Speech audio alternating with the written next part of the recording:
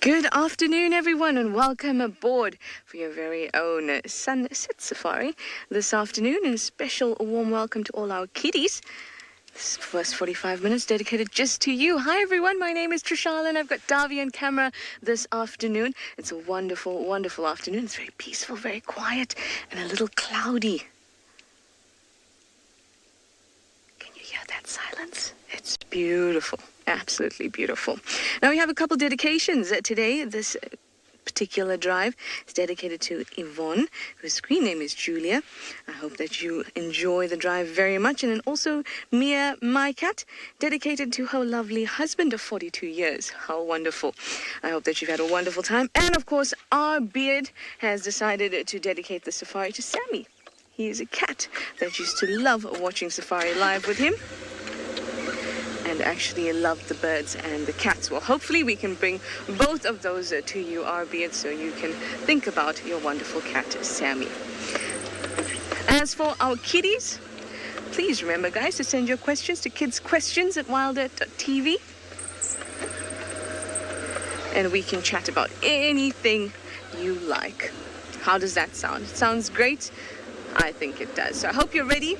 You've got your juice or your water, maybe your binoculars. Maybe you can make them out of toilet roll holders. I just got that idea just like that. Can you believe it?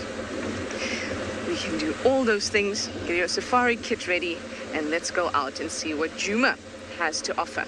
Now, my plan today is to first pop into the hyena den. Let's see how it goes.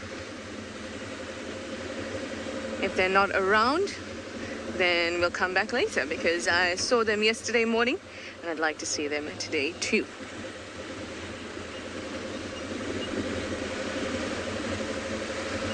And around that similar area, there have been lots of tracks for leopards.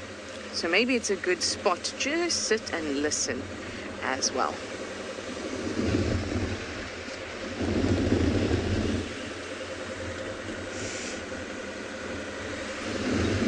The wind is a little bit cool, but it's about 24 degrees Celsius, 76 degrees Fahrenheit.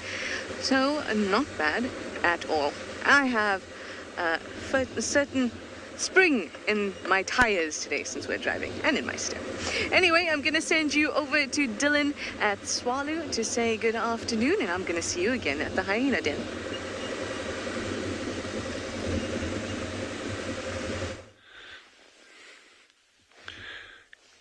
Good afternoon, everyone, from Tswalu Kalahari. Great having you with us again. As always, my trusty steed, Gendre, on camera. My name's Dylan. I'm not going to spend too much time on an intro here. We've just got 3 cheetah busy hunting. For those of you who joined us a week ago, we actually had this female with the 2 cubs that caught a kudu calf. So we're actually just going to see if we can keep tabs on these animals. It's going to be quite difficult. The bush is quite thick, and so I don't want to go through very, very dense parts, so we'll try and pick open areas. We're also not going to try to stick too close to them, because we don't want to impact on any hunting activity that might take place. Great having you with, so just bear with me. We're just going to wind our way slowly through and see if we can actually keep tabs of where they're going.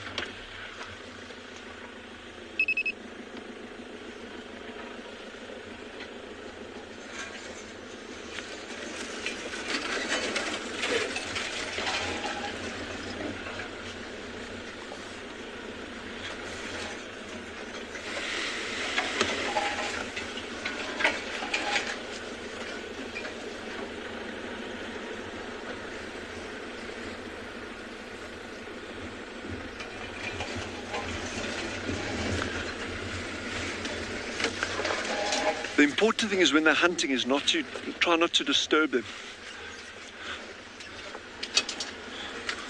And it's still quite warm, but they seem to be quite hungry, so we're just watching the aerials here. This side, yeah.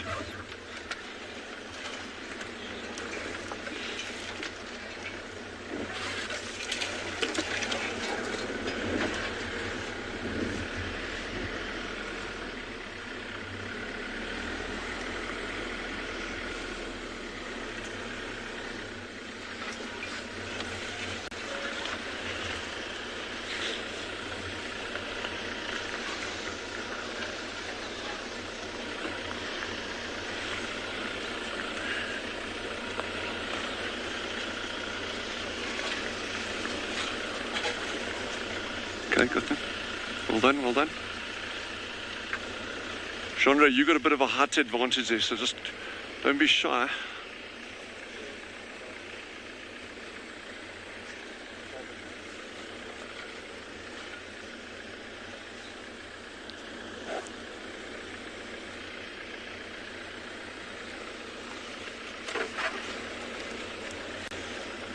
They might even go scent mark on one of these big camel thorn trees up ahead here. But let's see.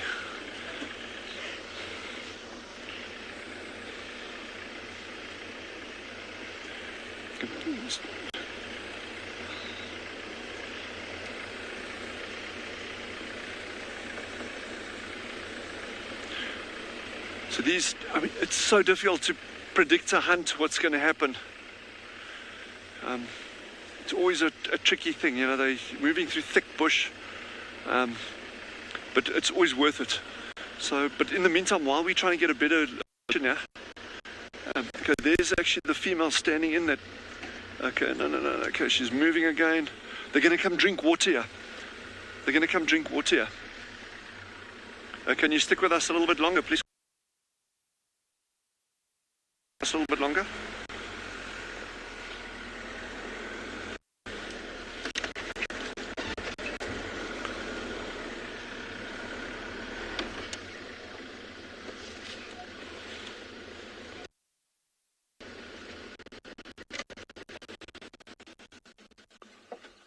Okay, I think we'll head over to Ngala, then we'll head over to Ngala. We're just going to wait over and see if they come down. Yeah, so these cheetah may come down and drink water, but we're still just waiting for them to see if they come out here. And in the meantime, I think head over to Ngala. They've got a really good giraffe sighting down that side.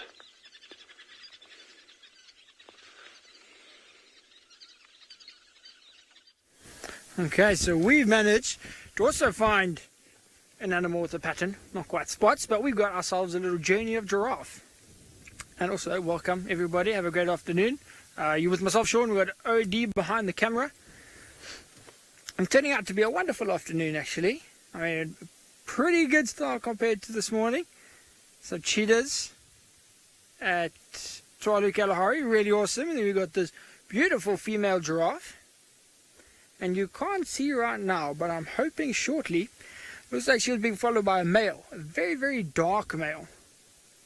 Sort of almost had a much blacker color. So he's in the trees here off to the right, behind this female. And I'm hoping because she's out there, he is going to follow her out soon. There's about 7 giraffe here right now, in and amongst those trees that you can see behind this one. And we were chatting now before you guys joined us about how well they actually camouflage. I mean, like just looking in that screen there, you can't see any. Well, you can see the one, but none of the other 7. I'm just saying how crazy it is that such a big, tall animal can camouflage so well. But this is a fantastic area for them. You know, it's nice and flat, it's nice and open. Where this beautiful lady's going, further up there, is a knobthorn thicket. So knobthorns, they are thorn trees. And the giraffe seem to prefer to eat their leaves. They just like the leaves of a thorn tree. So this is quite a common place for us to come and find the giraffe. But you can see this one, this female, she's actually chewing now. You see, since we've been here, we haven't seen her actually go up to tree and eat. So these animals are ruminants. They can chew their food multiple times. And if you watch very carefully, when she swallows, you can actually see the food travel down the front of her neck. Let's see if we can watch it. So watch very carefully in her mouth as she swallows. Watch that there. Now watch, it's going to come back up. Just keep watching the front of the neck. There, did you see that? I don't know if you all saw that. But that was the food coming back up now to be chewed again. How crazy is that? You can see her swallow it and then bring it back up. Awesome animals. You can also see it sometimes on kudu when they do it. I've never seen it on a buffalo. I think their just necks are too fat. I've never seen them do it. You see how she had a little glance backwards? I was hoping that these giraffe were going to show us where the lion were. That's why we came out this side. We were looking for the Birmingham Pride. This is along our eastern boundary. That tree line that you can see behind this giraffe, that is our eastern boundary, and this is the last place the lions were seen. So we're hoping they're going to cross back in here. But these giraffes are looking quite relaxed. Well, just this one giraffe at the moment. I think OD's found, oh, there he's found a head. He's found a floating head. Pretty cool. That's one of the other giraffes.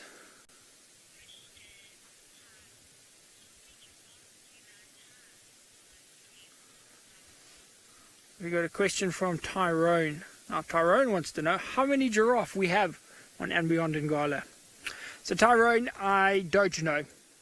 Now if you remember, andBeyond in Ngala is an unfenced reserve. So what that means is there's no fences anywhere around us. We are open to over 2 million hectares of conserved land. So the amount of giraffe in this area are in the thousands. And one day we could have just this one female and the floating head. And tomorrow we could have 500 giraffe. It just changes every single day.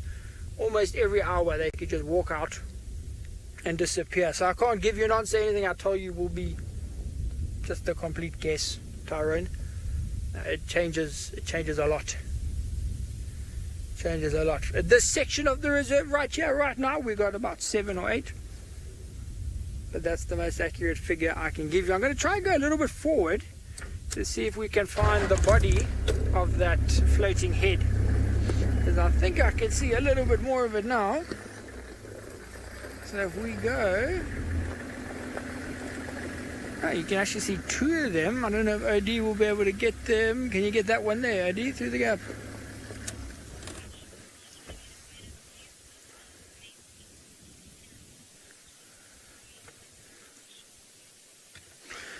Okay, so we are going to spend some time here and see if our beautiful giraffes make their way out of the trees into the open. But while we do that, I'm going to send you to other beautifully patterned animals at Tswalu Kalahari.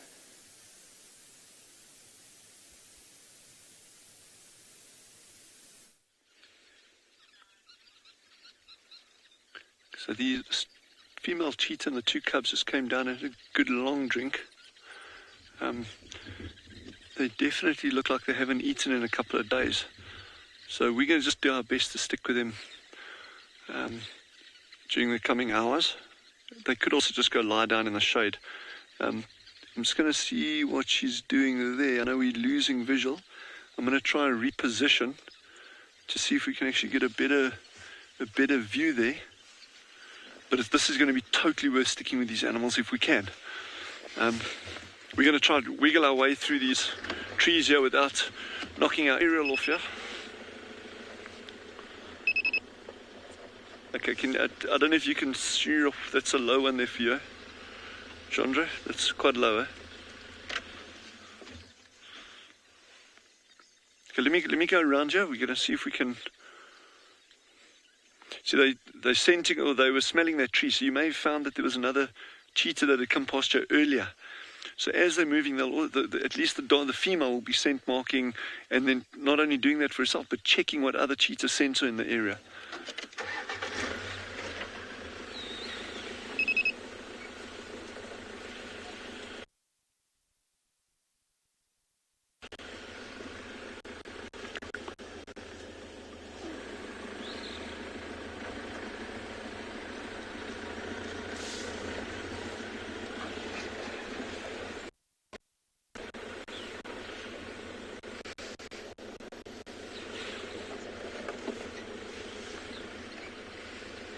Out to our left here.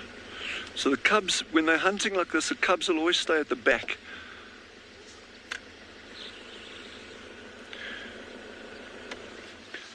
Gabriel, age 11, has just asked how old are these cheetahs. These cats are now about 9-10 months old, so they're still very, very young. They're not capable of hunting for themselves, but in another 6-7 months they're going to be on to prey items and they're going to be catching.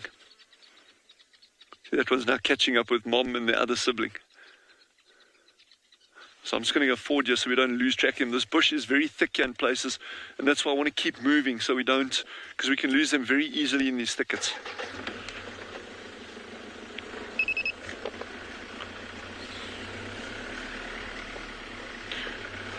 So we don't need, yeah, I don't want to approach too closely. I'd rather just that we move parallel to them, rather than trying to get very, very close to them.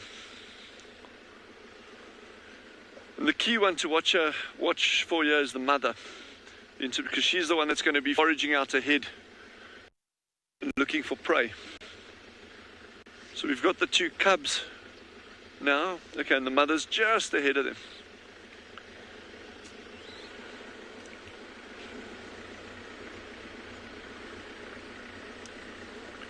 Also, when you're approaching animals, you should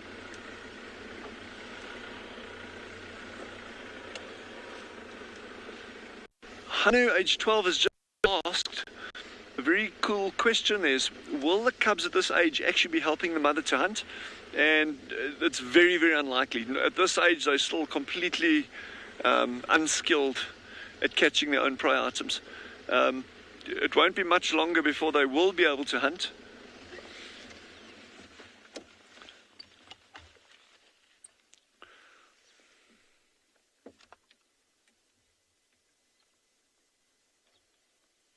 And there's the second one coming out there now as well.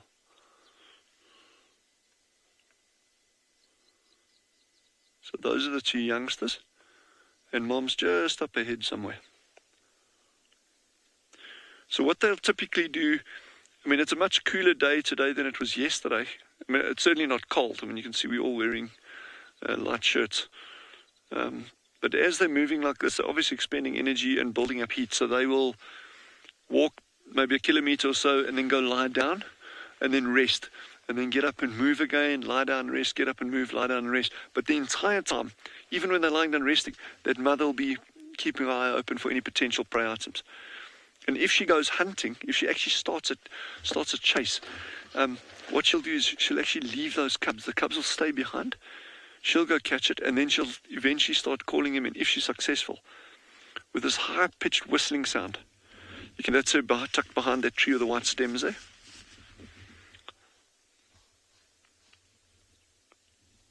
I'm just going to move a little bit further forward. It's going to be pretty difficult to keep tabs on them, but we'll try.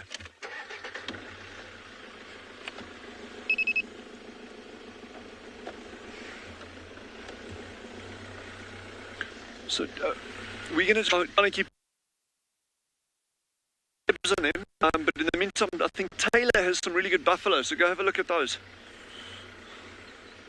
So I'm just trying to watch your aerial there, but it doesn't whack.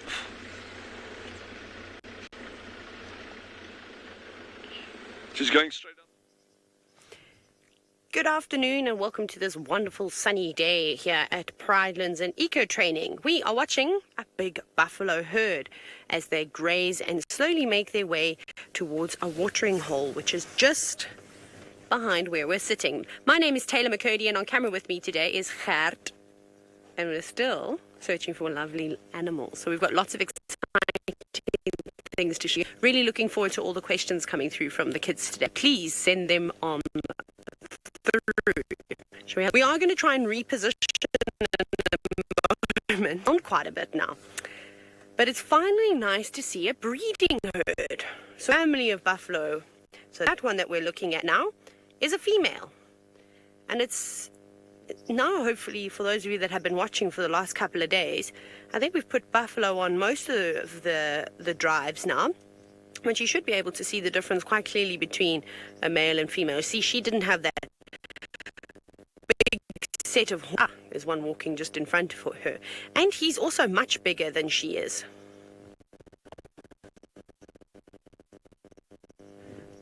Stay here and watch where the buffalo go. I'm going to send you across to Steve to see how his afternoon is going.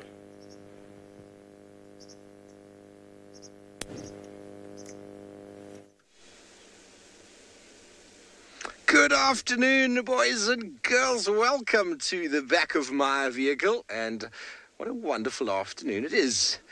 There's a lot of cloud in the sky today. A bit of a cold front moved in yesterday, and it feels a little bit fresh. But what is good about weather like this is there's a good possibility that some of our very sleepy animals might be moving around. some of our animals such as leopards and lions. So we're going to just move around our property, see if there's anything that's been moving around in this afternoon. Just first going to pick up something on the floor here. That looks like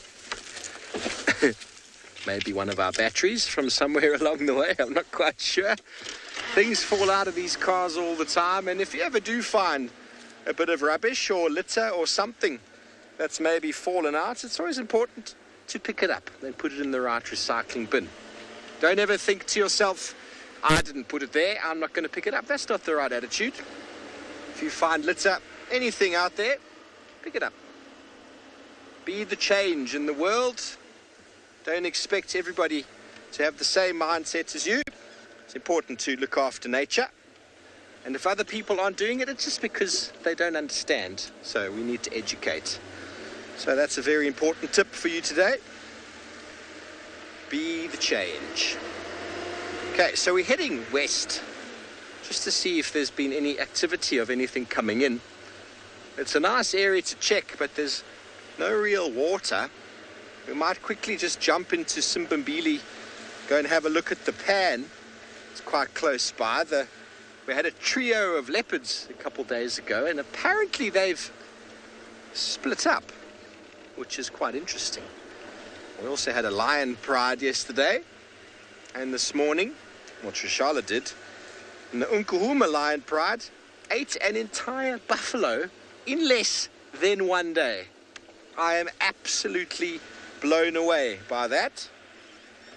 Okay, see, here we go. Here's tracks of the male leopard that I wanted to see. I'm going to show them to you because tracks are wonderful. I like my tracks. You can see them. He's walked in two directions here. Here is tracks of a male leopard. And there.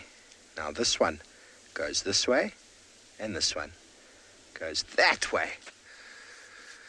Now, what has he been doing?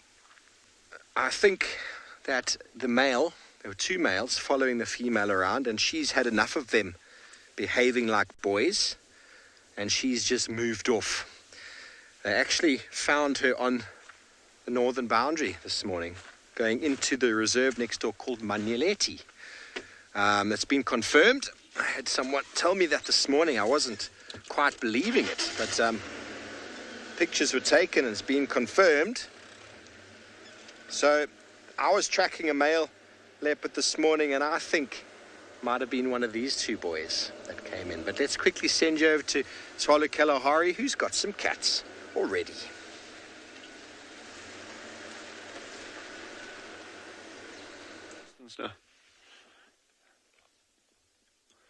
Yeah, so they're moving off into these really dense thickets over here. We're going to try and find out, there's some nice open areas to the left and then also to the right. So we'll try and wind our way through here and keep tabs on them. But yeah, this is just going to require a little bit of patience. Maybe not like meerkat badger patience, but patience nonetheless.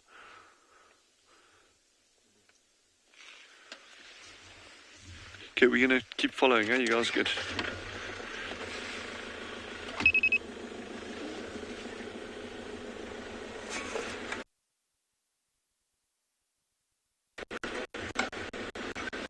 Going way out that direction there.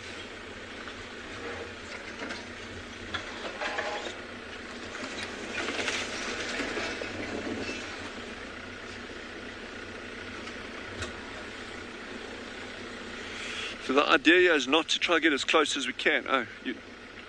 The idea is actually just to try and keep parallel with them and slightly behind them as well, so we don't disturb the hunting.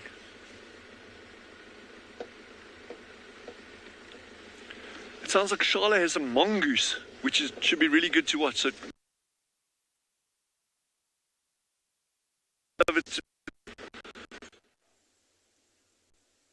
I do have a mongoose.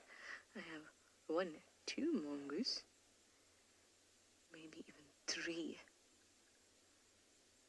You have to be very patient with mongoose. These are dwarf mongoose, that's why they're little like this. If you just sit and wait for a little while, then they come back out. If you start moving, then they scurry off.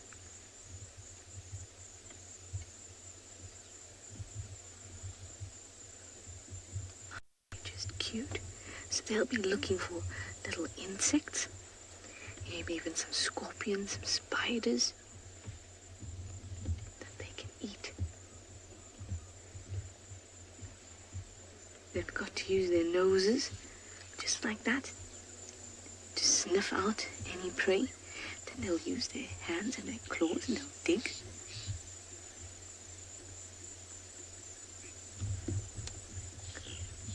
Oh no, it looked like it was going to run towards me and attack me.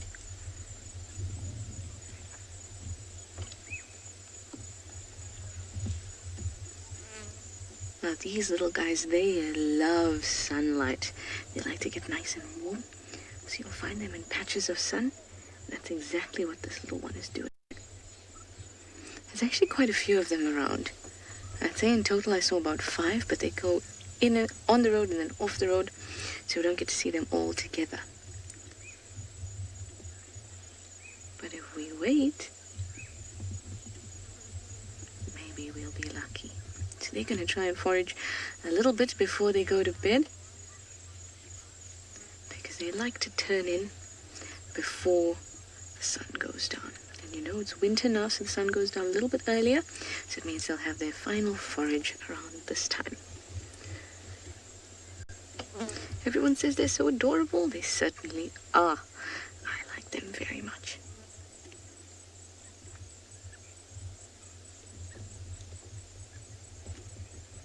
Oh, they run so fast. Grumpy old man, you say it was charging. It was charging me. Now it's charging away from me.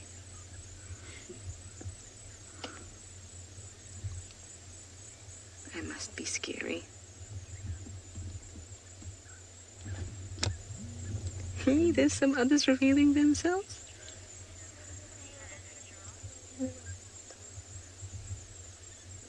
Just too adorable, too tiny. So I'm gonna leave these little things, and I will send you over to Taylor, who's got something much bigger than these little critters.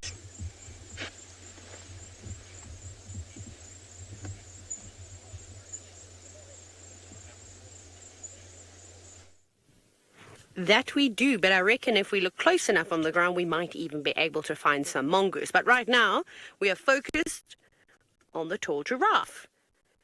And we're not too far away from the buffalo. It seems as though we'll have buffalo and giraffe and impala and hopefully some elephants soon, all interacting with one another as they make their way towards Leopard Dam. But there's lots of different giraffe here.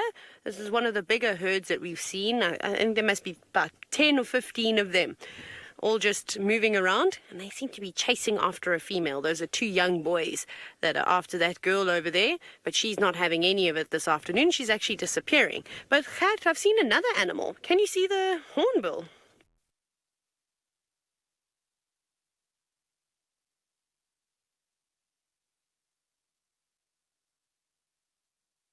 To the right, there we go. There is the red-billed hornbill that doesn't realize that we're watching it. Look how beautiful that is.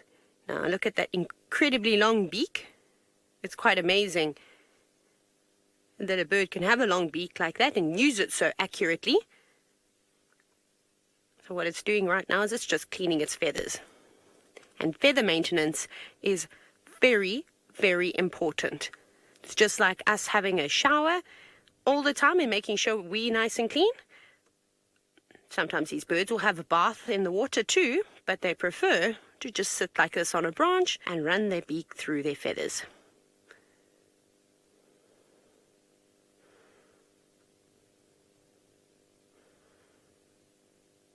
It's all very quiet out here today as well. I'm always listening for sounds. Very nice, hornbill. Your feathers are looking lovely. They're very shiny this afternoon. So sometimes what it might do as well is reach over towards its tail, where it has a little gland, and it'll put this oily secretion on its beak and then run that through its feathers. That's called preen oil. And that's like us using shampoo and conditioner and body wash. But I haven't seen it do it yet. So perhaps it's just making sure that everything's okay. A pre-clean before the proper preen.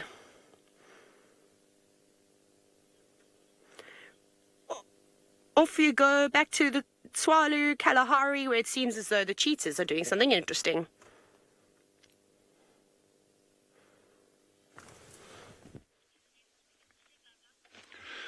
We just had a cheetah chasing a steenbuck that came straight past the Land Rover. It was like super fast. We didn't even realize it was happening. And next thing, the steenbuck comes running past the front of the vehicle with the cheetah in like straight after it. They've disappeared off into the thickets on the right, one of them, and then the other one has moved up to the left over here. So we're just listening to see what's going on here, and then we're going to start moving in here a little bit. I think we're just going to go up here we're going to go straight through here and just see if we can. Yes, that was amazing. So fast. We had no idea that. And next thing, it was just animals running and.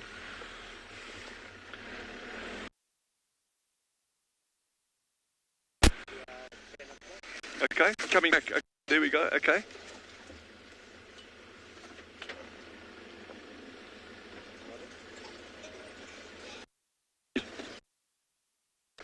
If both of them are going up there, maybe the mothers, and it could also be, remember, steenbuck are frequently found in pairs. Are they running, eh? Okay, let's try keep up with it there.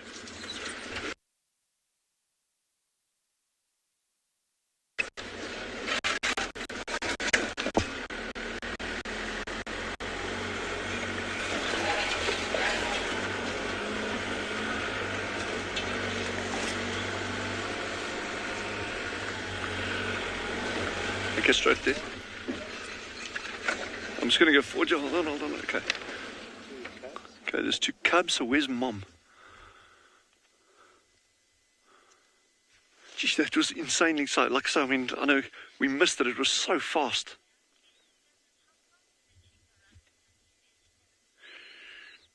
Dalia, age 7, has just asked, how fast can a cheetah run? On paper, they can run like... not physically on paper, but theoretically they can run up to just over 100 kilometers an hour.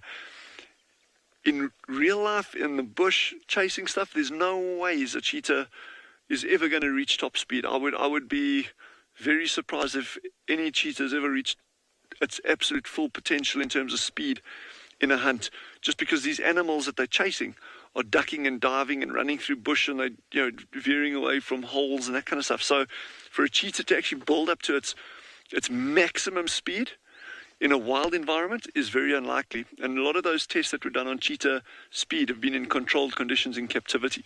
So, but out here, that's not going to happen. But they're still extremely fast.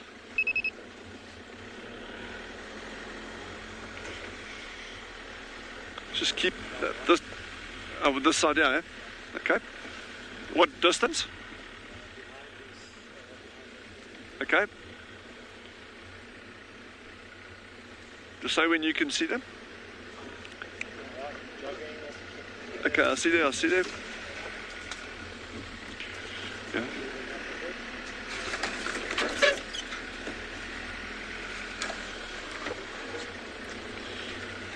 Gabriel's just asked if cheetahs will hunt during the day or at dusk and dawn or at night, and they'll actually hunt at any time of day as long as the temperature's okay. And like now, the temperature's actually really nice. It's nice and cool. It's not too hot, not too cold, and they'll definitely hunt in conditions like we've got here at the moment.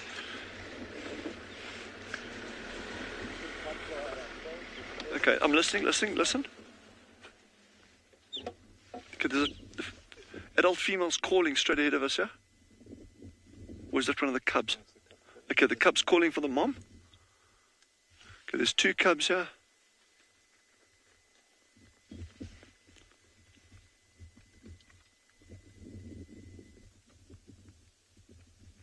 See the speed that they move at, even when they're playing like that. Look at that. Wow. There's mom. She's like, yeah, I'm quite bleak now because I didn't catch that steenbuck. But what was interesting is the mom started, we just saw it like as the steenbuck burst out of the bush towards us. The mom was chasing, but then she kind of veered off and one of the cubs went after it. And I think that steenbuck, with a cub this age after it, that steenbuck goes like, yeah, you're never going to catch me, and disappeared. But it's so exciting to see this. We're just going to try and get a little bit closer over there into this big open area now.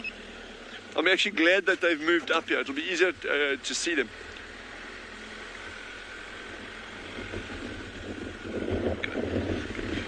Jandre, you happy if I cut around this side, eh? Okay. So while Jandre and I are just trying to get another glimpse here, I think head over to Pridelands and see what they got on that side.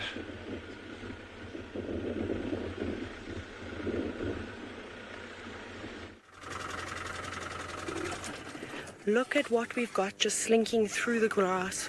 We might lose it, so we need to be quick here. We have a leopard, which is so exciting. This is the first time we've been able to show you a leopard, and it seems to be very fixated on something.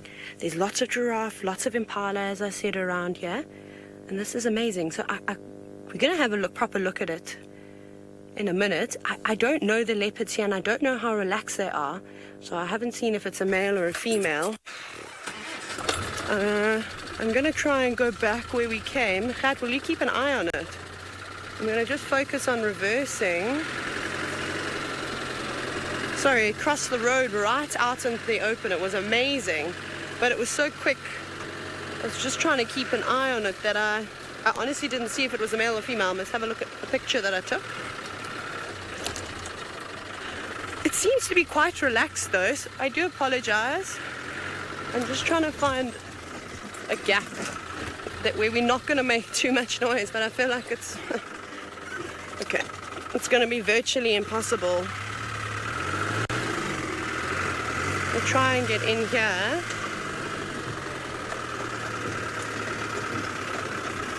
And it's fingers crossed that it doesn't run away, or we don't drive into a warthog burrow or something like that. It'll be disastrous.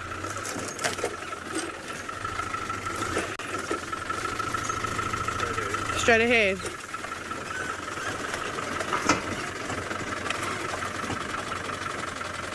Okay, have a look here. Sorry, I know it's not the greatest view, Gert, but can you see it? Let's just have a moment here because it is heading towards the drainage line and we could lose it, and this is very exciting. Wow. This is pretty epic. We're still very far away from this leopard. We're probably about 50 meters or so and hasn't seemed to pay us any attention at all. So that's a really good sign for us. Oh, there's giraffe walking towards it. So what it's going to do is probably going to try and just sit in the shadows and stay out of sight.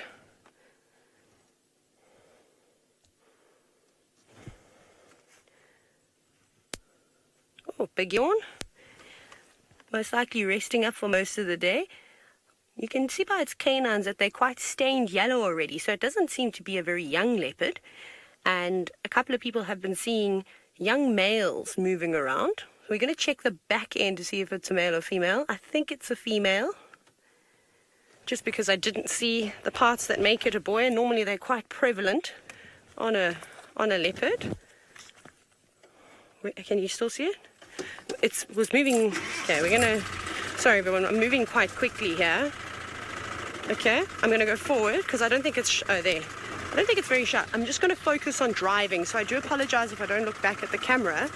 Just want to see if we can get a little bit closer, and I'm hoping we'll be able to see the leopard and the giraffe fairly soon. Yeah. Okay. We're gonna do a little maneuver here. We're going to get a nice view, and I really am going to need your help here, everybody. How's that gap? Perfect. Now we're going to have a clear shot. This is crazy. I'm so excited. It's also my first leopard. There have been some leopards that have come through and been drinking at the dam at Eco Training Camp, so in Ndlovu Dam, which is very popular with elephants. But there's a big male leopard that comes through and drinks on a regular basis. How fantastic is this? So what we need to do is we need to look closely at it and start to put together an ID kit. Is there any way we can go any closer? Is that it? I just want to be able to see. It looks like on the right hand side of its face it's just got one spot, so you can see the whisker line. That's what I'm looking at there. And on the other side it looks like there's two spots. So 2:1 would be the ratio we would use. It has got a fairly pink nose, but just by looking at the teeth, it doesn't look too young. And they're a little bit yellow. But let's see now that we've got a proper view, and we're actually not far away at all from this cat, if it is a male or female. Maybe it is a young male. There's so many of them around here. There's no particular scarring on his face, just a couple of small scratches, which is quite common. Ears looking nice, neck a little bit fly bitten. You can see some scabs over the top of the ear. But this is all normal. The leopard is actually watching the giraffe because the giraffe are all deciding to fight. You know what there is? There's a baby giraffe. I wonder if it spotted the baby giraffe. What do you think? Can you see it? 12 o'clock. Well, we don't have to go there now. It's behind the bushes, but probably about equal distance away that we are from this leopard. Maybe the giraffe is a little bit further away. Maybe it will go for that. And it's not super uncommon for leopards to hunt giraffe. In East Africa, it's a normal thing. And there's some leopards in the Sabi sand where Steve and Trishala are that have been known to hunt the odd giraffe calf. That one might be a bit big, though. But these are very powerful creatures, so we shall see. Leopard, if you'd like to just stand up and take a few steps forward so we can see what sex you are. I mean, it's not a massive leopard, but it's also not particularly small too. And I've seen some fairly big females in my life too, where from a distance I've called male leopard. And then upon closer inspection, there we go. Oh, slinking. Oh no, it is a boy. Okay, it is a male. Wonderful. This is exciting. So he doesn't look too old, he doesn't look too young. Perhaps he's something in between. There we go, that's nice. Sometimes it's hard to see on these monitors with the glare from the sun because we are sitting out in the open. That leopard is going in the direction of that giraffe calf. So we're going to try and stay where we are because we're going to have, I think, a nice view of them both. I'm just trying to keep her. Oh, now, of course, everyone's gone behind the bushes. Okay, let me see if I can move a little bit. So wait, there's the mother giraffe. Can you see the mother giraffe walking? And then was over there. The youngster should come out in a moment behind those bushes. I'm just going to keep an eye out to see where that leopard is going. This is so cool. I'm so excited. So literally, we've got elephants, buffalo, giraffe,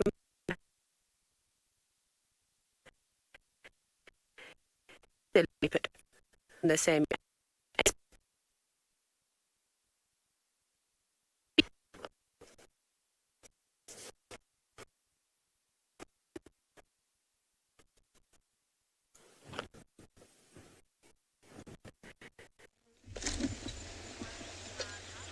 Sorry about that, guys. You just lost Taylor, but how exciting that we've seen the first leopard on Pridelands. So I'm very, very happy for Taylor and for all of us for seeing that. Now we have some lovely Ellies that are having a late afternoon snack.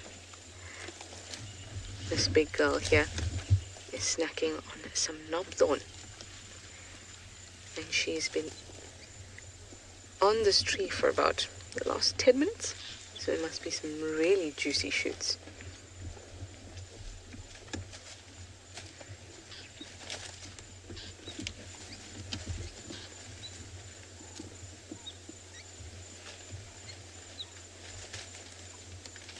Can you hear?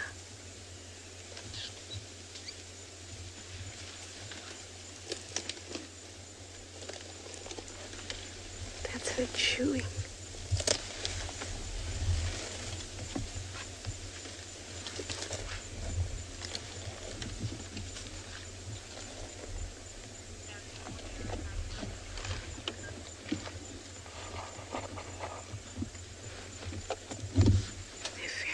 Strong, and you will see when they use their trunk like that, they twist around the branches and then they use their tusk to kind of break off or pull off the branch. Just cleaning her ear. I love watching the way they use their trunk because they're so careful and deliberate.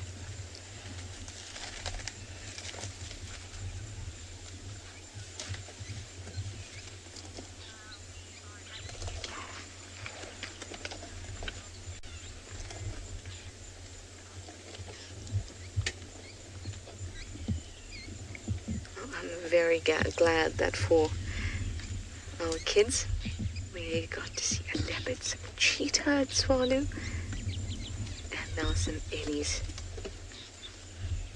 But that draws a close to our kids session. But of course, please stay on board and see what else we can find today out on Djuma. But we now invite all our other viewers to go ahead and send us your questions using the hashtag WildEarth or the YouTube chat stream. It's such a beautifully calm day that I feel that maybe it's the day for some action. Now we're going to just move a little bit so that we can see this lovely girl's face.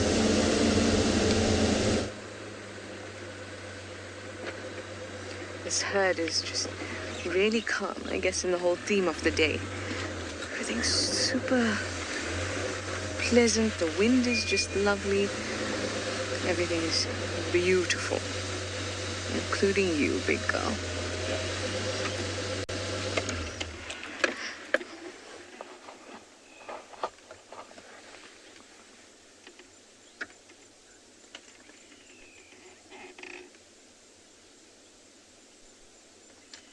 Did you see for that moment how she stood very, very still? She'll be busy chatting infrasonically to her nearby herd. In fact, there's quite a few of them around, but they're a little bit further east.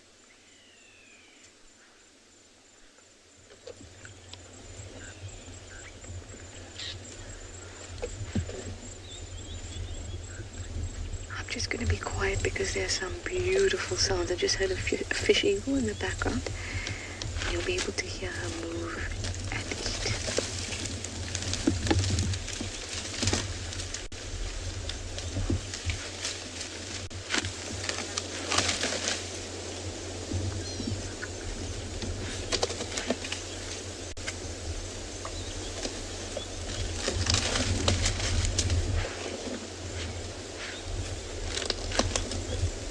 That swish, swish that you can hear is actually a tail. Listen out for it.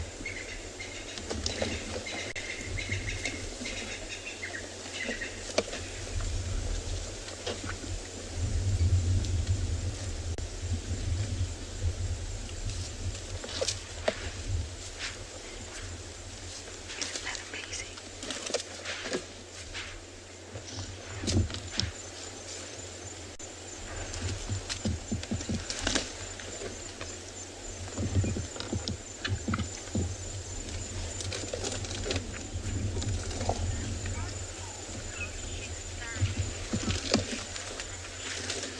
Anushka, you'd like to know, how do elephants know to shake the sand off the grass?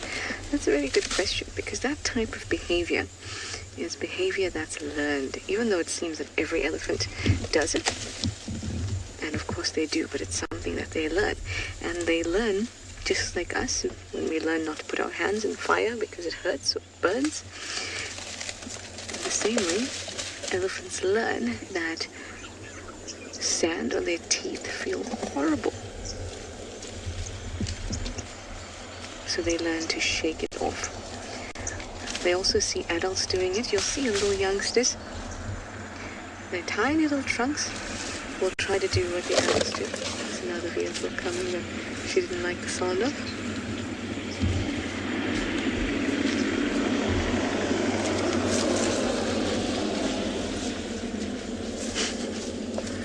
Almost looked like she was throwing her hand up at them. But, so that type of behavior Anushka has learned, and you'll find little ones will pick up bits of grass and not actually know which part to hit on them and just kind of hit it in general. But that's how they learn. And then when they get sand into their mouths, they figure out that, hey, this is not very pleasant at all. And then that behavior is learned.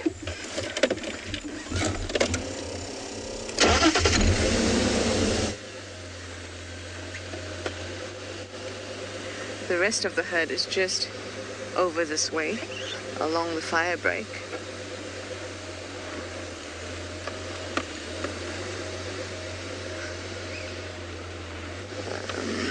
Let's see if we can get another view.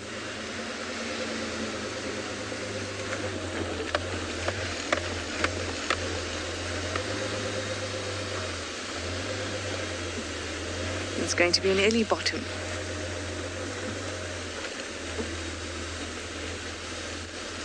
Alright, let's not follow her too much. Let's just watch her as she moves along.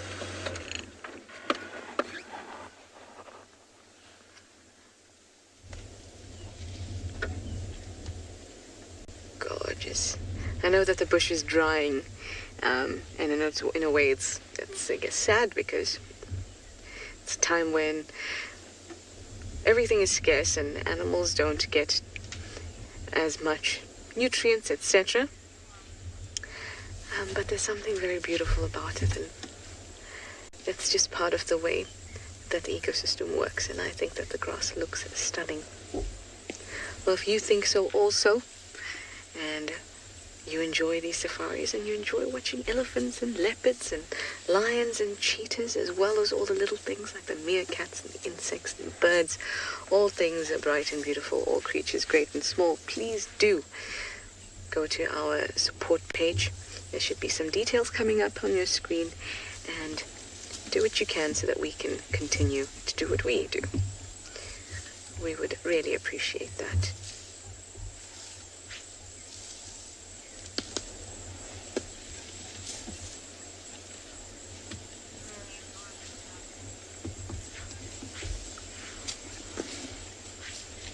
The swish of their tail is so forceful to create that sound.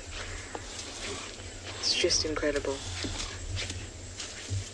It reminds me of the sound of a sjambok for all the South Africans out there. Anyway, let me send you back over to Tswalu Kalahari and have a look at their cheetah. And I'm going to move up towards Bushveld Dam.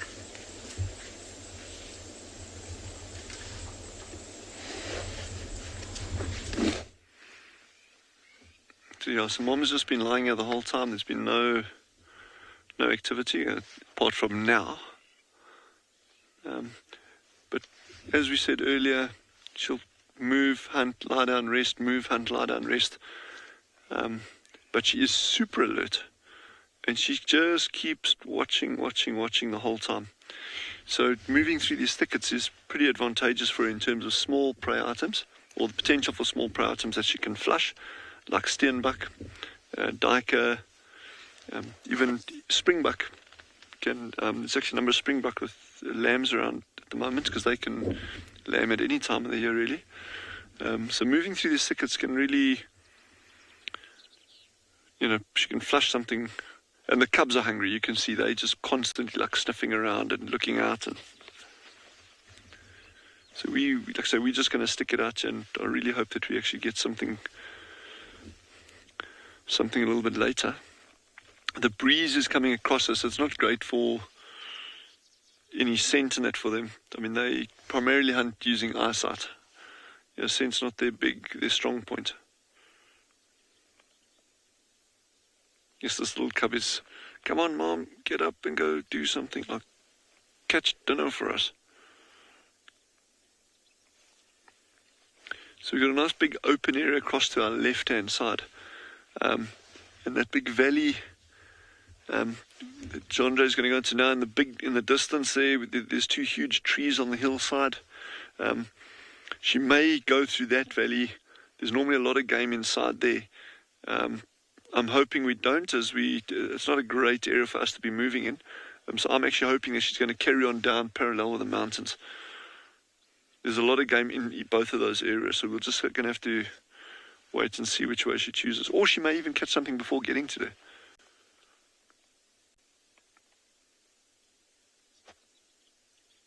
Cheetah are incredibly tolerant of arid areas.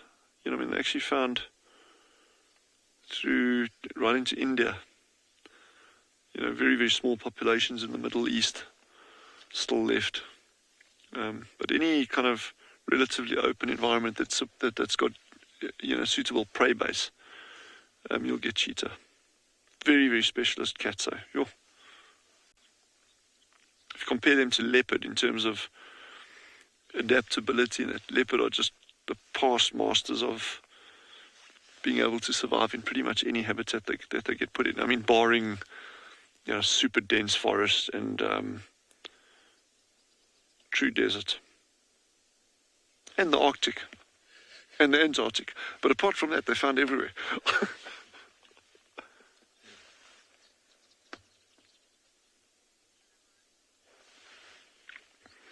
Wow, now there's a question for you. Do you get king cheetah in the Kalahari? We've never seen them, so for those viewers who don't know, king cheetah are normal cheetah, but just with a different coat pattern. They've actually got these long stripes and bigger blotches on the back than what we're seeing on these ones. Their range is the distribution. Well, I find it's an interesting question, is that their distribution is fairly limited. They've never been found north of the Zambezi River. In fact, there was an early trader that managed to acquire a skin of a king cheetah north of the Zambezi. But to my record, to my best of my knowledge, and again I'll stand to correction, there's never been a authenticated or a genuine record of a live king cheetah north of the Zambezi River. And then south of the Zambezi, they are very, very range restricted. So it's a recessive gene, so that you probably find that gene pool is super small, super isolated within a particular area. And I think you'd have to go back a long, long, long way to actually figure out what the reason for that is. But yeah, certainly we've never recorded them in the Kalahari. If you look at that kind of recessive gene, South Africa has black leopards as well. Now there's a animal, it's exactly the same as a normal leopard, but again it's a recessive gene that kicks out these black animals, and they tend to be more prevalent, and I use that term extremely loosely. They're not prevalent at all wherever they do occur, but you tend to find them in areas where there's dense forest, or areas where there historically was dense forest. And so that gene was probably an adaptation to those kind of deep, dark environments. So, and maybe king cheetah, maybe those areas where they occur, the Kruger National Park, that area, a little bit further north, you may have found that the rainfall there historically was higher. In fact, it was historically higher. And with lusher vegetation or something, and maybe that coat pattern was just an adaptation for that. It's very cool to see them. I've only ever seen one wild king cheetah in my entire career.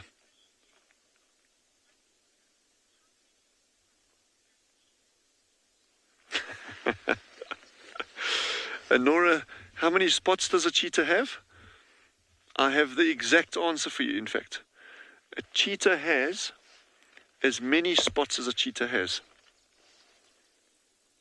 But I have actually no idea what that number is, but they have as many spots as they have.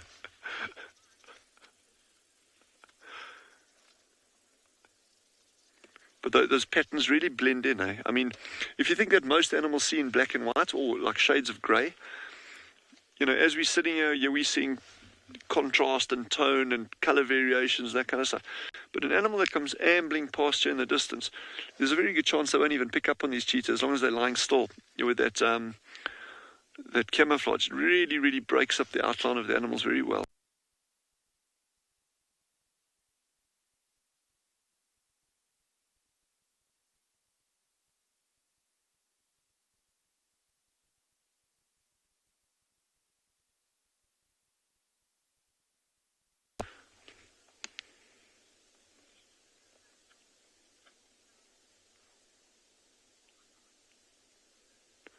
Wow, there's an interesting figure.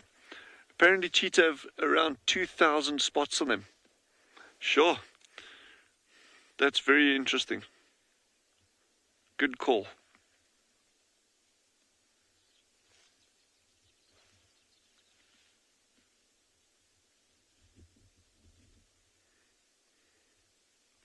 They're just very relaxed now. And look at that cub lying on the right, how camouflaged that one is, just behind those little scraggly bushes there. I mean you got two tiny little bushes in the way, and it, for all intents and purposes, just disappears.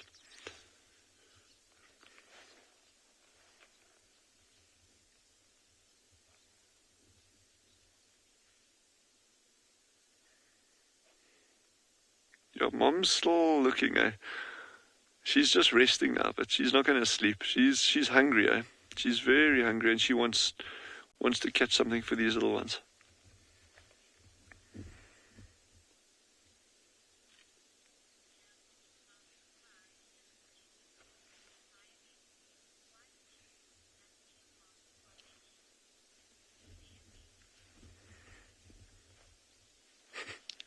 Camille, aged 8, has just asked a great question in terms of the coat or the color patterns and the spots on a cheetah. She's asked, why do they have those tear stripes? And the traditionally held view is that it actually helps reduce glare on the animal's eyes while they're hunting. But it may also have to do with recognition at a distance. I mean, that pattern is super, super, super distinctive.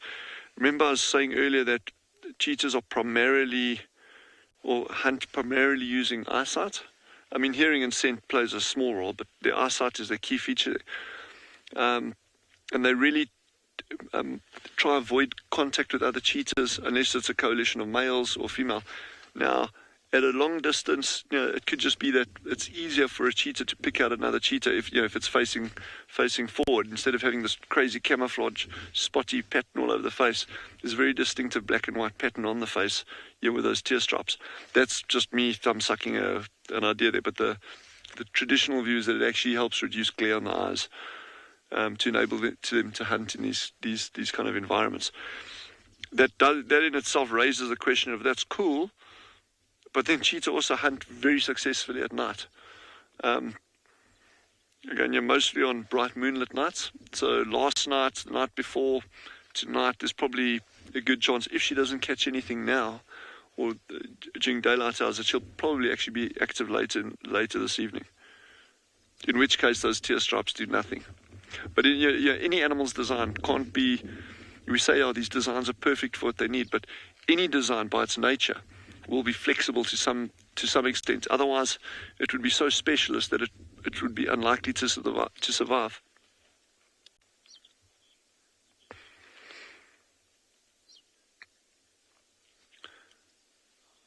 We're just going to spend more time here, and I think they have a squirrel in Djuma.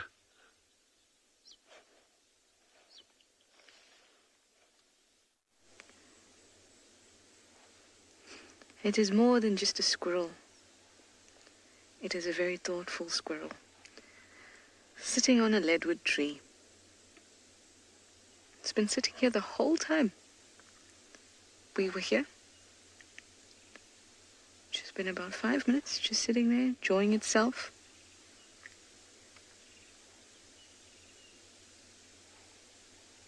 It looks a bit tense, I know, but I think that it is just thoughtful and happy, enjoying a bit of the sun.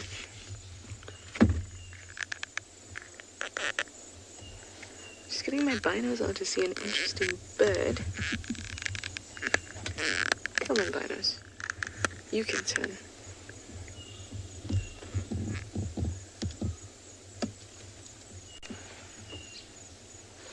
Oh, I could be wrong, but I think I just saw a Birchel's cuckoo. I'll point it out if I can to you, Davi. It's just in this inside of it, a little bit higher, and it's just in there. It's going to move at some point. I've only seen it once before here.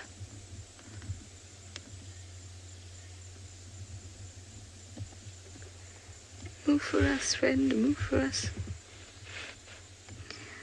It almost at first looks like a redback shrike. And then you realize, whoa, that thing is too big. Oh, it's just we're now playing a game. Oh, but your eye is black.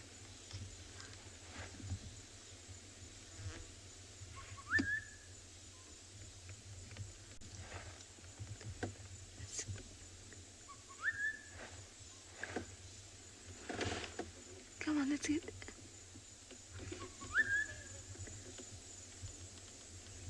Eye is brown, black, not red. So, the Burchell's Coco has a red eye. But if it's a juvenile, then it will have a darker eye. Interesting. Wasn't the best view. But it's already nice to see. I'll go and have a look at your guys' screenshots. Before.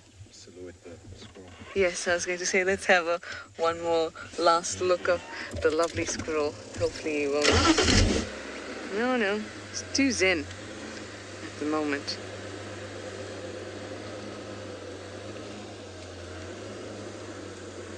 Yeah, that's good. Did not move one bit. Either he's been petrified and is now part of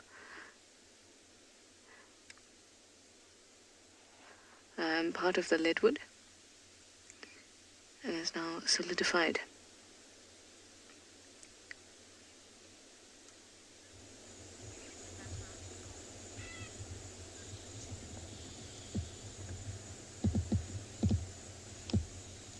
Very, very beautiful. And very quiet down here in the Mawati.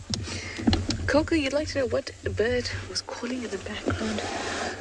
I can't hear anything at the moment, but I will keep an ear out and I'll give you some suggestions in a bit as we go through the Mawati.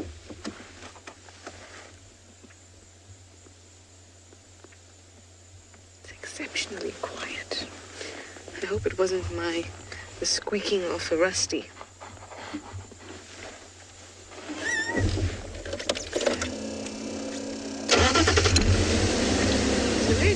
Through the Mawati for a bit of a river cruise. Also, it's just stunning, really, really stunning. In fact, I want to show you another quick thing. There's lots of, like I showed you, the leadwood there, which is a very dense wood. It's Combretum imberbe, which is a beautiful tree. Beautiful tree. And the other tree that we get around here are the tambortis. And as winter's settling in, the tamborti leaves are starting to get really, really pretty orange-red just towards the top. There we go. Gorgeous. Was that Sam? Sam, 13 years old?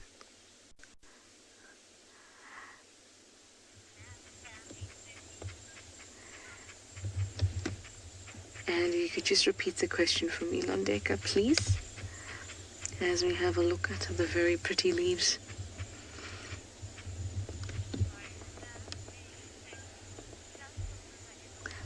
Does the river ever flow? Occasionally it does. It really does. I saw it for the first time this wet season, and I had a bit of play in it as well. Just dunked my feet in. But it does occasionally. Not very often. We had a very good rainy season this year. And I think the last time that it had flowed like this was many years ago. I think, was it 2014 or 16? Something like that. But it had been many years since someone had seen the river flow. And when I say flow, it's a bit of an exaggeration. It trickles. So pretty. Very, very pretty. I love driving through the Mawati, and I love just to show you that. It's all just so pretty. But Tswalu has something that is also very, very pretty. So let's go back over to Dylan and his cheetah.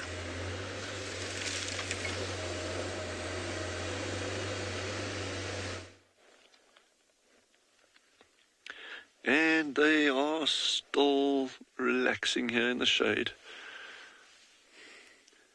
Incidentally, Mom hasn't put her head down once yet since the time that we've been sitting here, or during the time that we've been sitting here. So I think there's going to, well, not think, I know there's going to be some action. We're just going to have to see how much patience we have. And I would like to believe that you all have that same amount of patience.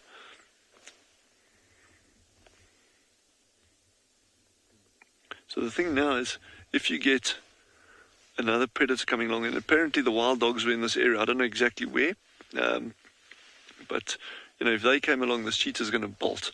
So that's something to be aware of. That. And jackals, I mean, jackals will mob her as well. You know, if she moves through a territory of some jackals, you know, they could mob her very, very easily.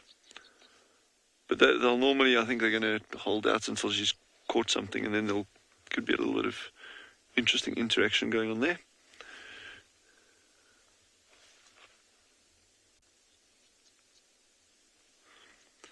So one of our tracking teams that located her during the course of today in a straight line distance from where we are now, that was probably 5 kilometers in a straight line, maybe 6.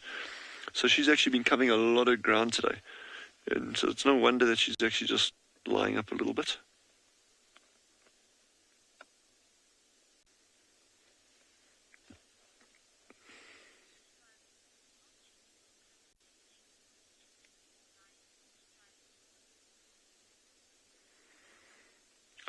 Sorry, I didn't get the name there. Apologies for that. But the question is, are leopards more closely related to lions or leopards? And actually, it's neither. They're a completely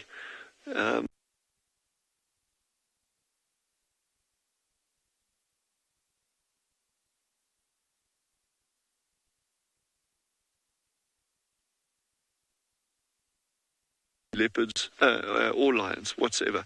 They're a genus called Panthera. It's a very, very different group to these guys. And there's a number of marked differences there. One of the big ones being they don't have protractile claws like lions and leopards do, and then lions and leopards can actually also roar. Obviously, the lion roar is very, very typical, and leopards have got this like harsh sawing. It's often described as like a rough saw, or a saw going through hard wood. It's a beautiful call, those of you who've ever heard it. But cheetah don't do that. They've got this lovely, super high-pitched, bird-like chirp. If we're lucky enough later, maybe we'll hear them. If we're actually close enough and they've split up, if they've lost contact, then you'll start hearing that bird-like chirp.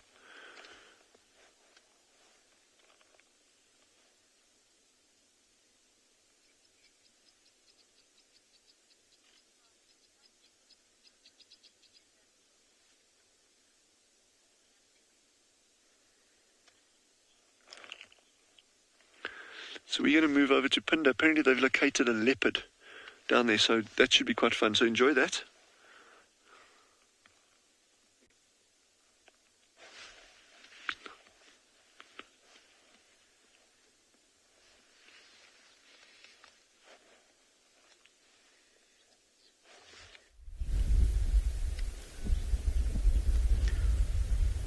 Good afternoon, everyone. This is Djuma from andBeyond Phinda Private Game Reserve. So we've been looking for cheetah for the whole this afternoon. Finally, we managed to find 2 of these male cheetah. So they're just lying down at the moment. We're hoping they're going to move out and start hunting because they look quite thin at the moment. So I hope everyone will enjoy. Stay with us and see what's going to happen.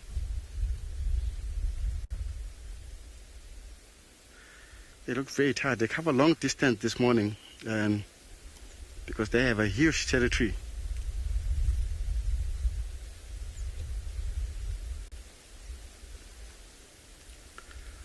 Wow, look at the ears, just keep on flicking. These flies bothering them on the ears. Wow, they look very tired, but I don't blame them. They cover long distance. We tried this morning quite a big time. Yes, we probably covered about 6,000 acres. Yeah, exactly, easily, because they have quite a big place here in Phinda. These animals, they almost like have like a double size of the area of the reserve. They can almost operate even further northern part of the reserve and then coming back all the down here further west, which is quite a big place, and so they cover it in like 3 to 4 days, and then they manage to cover all over the place. And that's why they spend so much time lying down like that and like making sure, because they're getting up early in the morning, start hunting. I see that. See, look. If you look at that one on the ear, that one is lying close to us. He's got a beak. No.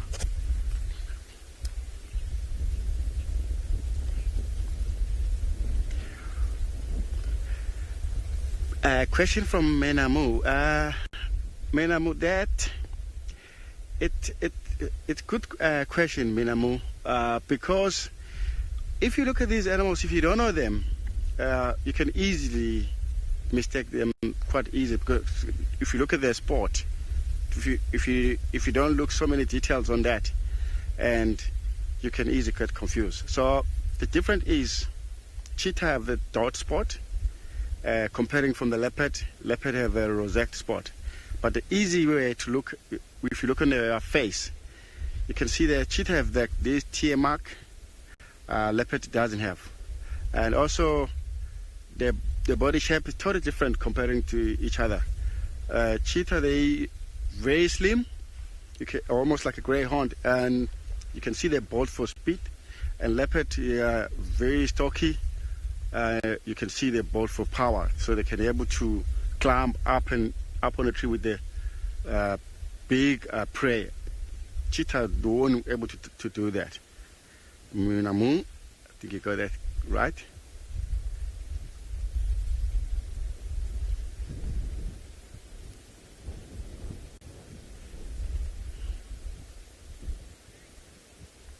Good.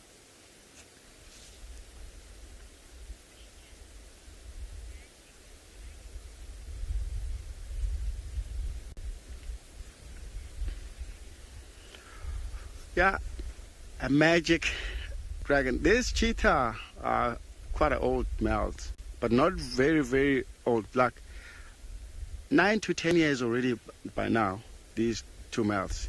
But they've been doing so much better. They can even live longer than that, what we normally expecting, because depending wherever they are, they're not very old at the moment. They're in a good age for now.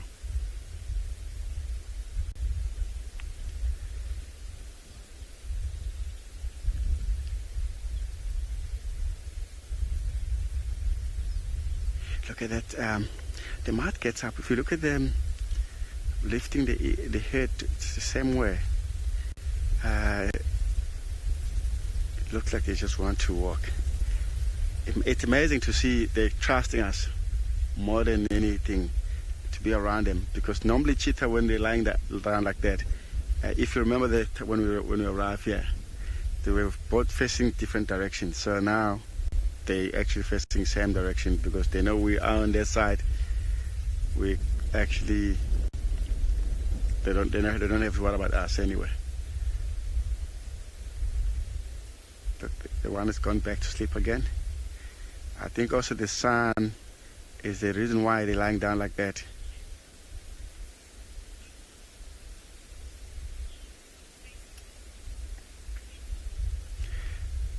The cheetahs, they don't really have favorite food, or actually it's a meat, what I can say. They prey on animals like impala. Something smaller than impala, they'll go for it. It won't be like a specific animals. This is a favorite.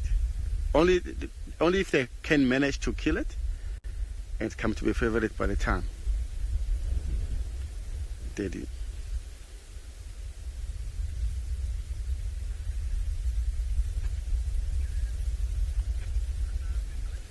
Look on his face. He's got a few scratches because it's been so many challenges, and even if you look on in his right ear, it's got like a small piece of skin hanging.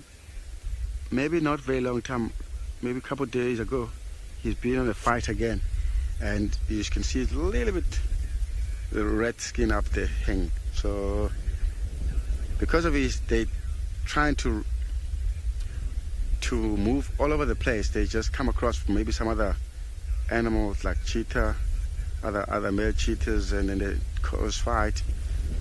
So it's one of the reasons why they could hurt.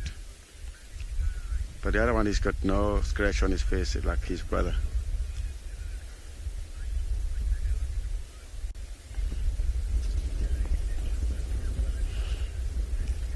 Look, a beautiful sun shining direct to them, which is amazing to see how the color looks like against the sunlight.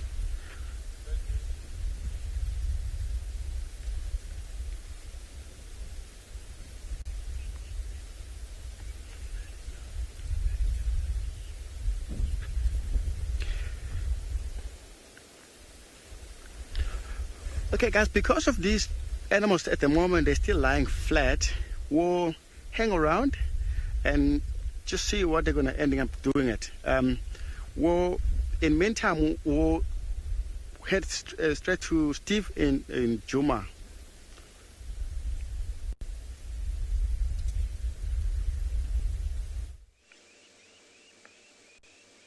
Thanks, Dylan. Well, we're actually on Simbambili. We have been doing an enormous amount of tracking.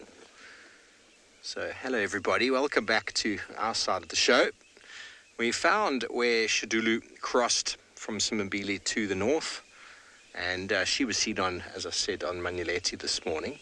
We found where a male leopard followed her and didn't come back. We found where the two male leopards interacted.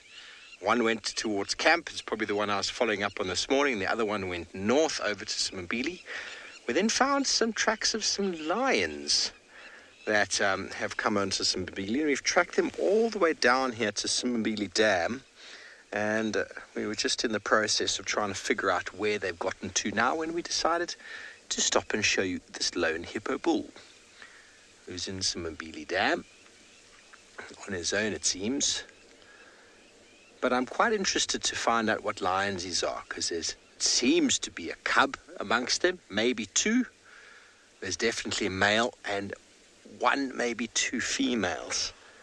Now, who on earth could they be if not the Unkuhuma Pride? So, we're going to see where they go to. But for now, hello, hippo.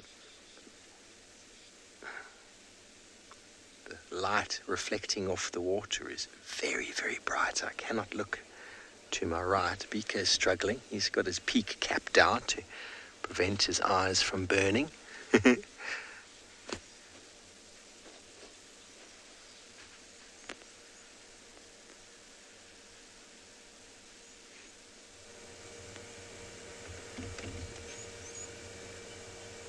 Tristan actually tracked Tswalu and Ukumori and Moati all the way to this watering hole the other day and had some incredible images of them up and down in the open, drinking.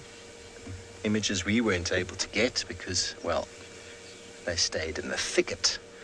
But it's hearing that Tswalu was on her own this morning made me a bit perplexed, but seeing the tracks now, it seems as if at least one male is followed, and maybe Hukumuri or Moati have decided to split off. Can't say who without seeing them.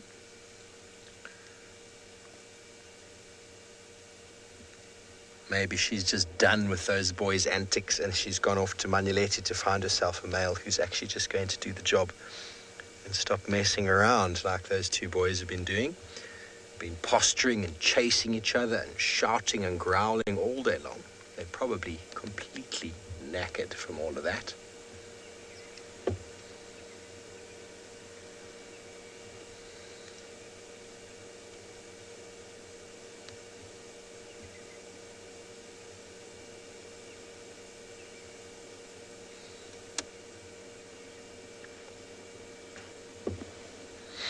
Hello, Piper. Let me have a look.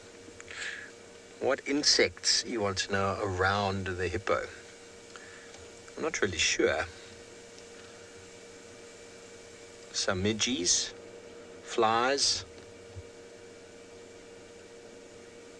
many insects associated with water. Interestingly enough, you see how his ears, his eyes, and his nostrils are pretty much on the same level, meaning the hippo can be pretty much completely submerged and have all of his important bits out. There we go. Let's see the nostrils pop up. Hello, sir. Yes, we're watching you.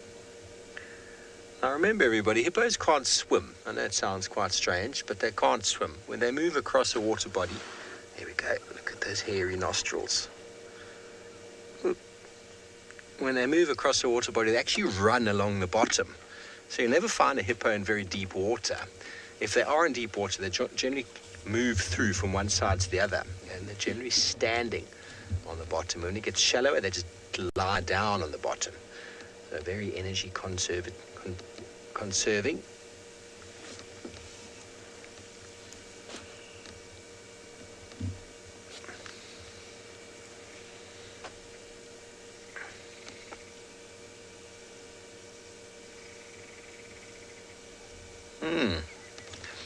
Anushka, I'm afraid I'm no expert in diseases, and you want to know what hippo diseases they are.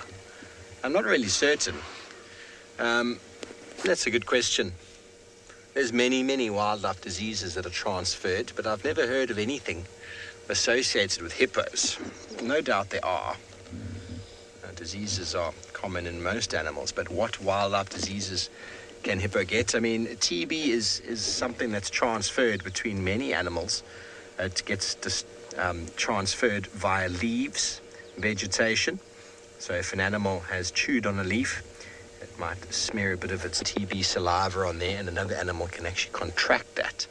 But hippos are mainly grazers, but that doesn't keep them away from it, because buffalo are carriers of bovine tuberculosis, and they graze. So a hippo could quite easily ingest something that a buffalo's left behind, but I can't think of anything else that has been known to affect hippos. Their biggest threat is drought.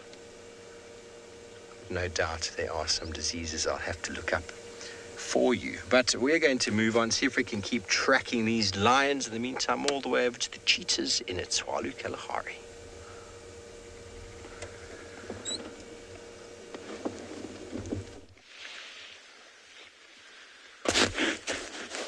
So there seems to be a little bit more action here. One cub that was lying further into the bushes got over, stretched, then the mother rolled over, started grooming the one, then the other one started grooming. So this is really good. This is a very, very sure indication that they're going to be starting to move off again fairly soon.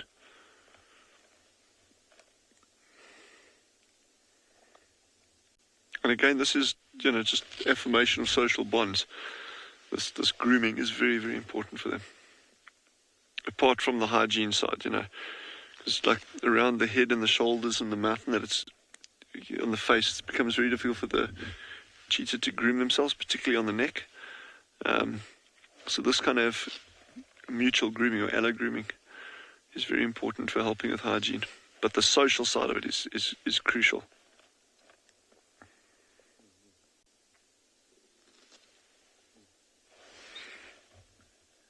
I think Chandra he's just choking here, but he should be okay.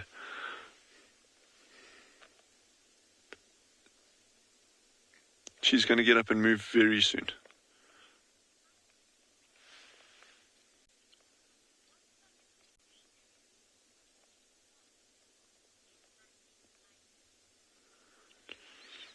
In Baki 9.6, the evolutionary reason for their spots, and I love those kind of questions, because it's, evolution is not a clear-cut thing. There's various processes that drive it. But the key thing for their spots here is very, very likely to be camouflage. That's, again, at first glance, well, of course they're well camouflaged, the environment. But remember, color patterns are not only about camouflage, it can also be about, and I'm not saying this is the case for cheetah at all. This is almost certainly for camouflage as a predator to be able to get close to prey. But in terms of animal coloration, that's often helping with temperature as well. You can get various kinds of mimicry, which, in other words, they're resembling something else that they're not. That could be a butterfly that resembles that's very palatable, that resembles a butterfly that's very toxic, in order to kind of prevent or hope that birds go for it less frequently. Cheetah cubs are a really nice example in terms of the evolutionary background behind the cubs, the small cubs, coat patterns. And the thinking there is that they resemble honey badgers very, very closely, in fact. And, there she's got to get a good stretch. The upward dog maneuver, I think. I have no idea what the yoga move is called, but there you go. So looking like a honey badger can actually, in theory, deter predators as a young cub. Yes, this is great. Look at that light. She is so gonna hunt. So gonna hunt. But like I say, this can take a long time. And as we were doing earlier, we're not going to put pressure on them. We're going to stick at a comfortable distance away from them. They actually tried already once in the presence of a vehicle, which tells me that we kind of doing the distancing thing well. Yeah, we're doing our social distancing with cheetah, giving them time to hunt here. And the cubs are just very relaxed. They know mom's got it covered. They'll follow along shortly.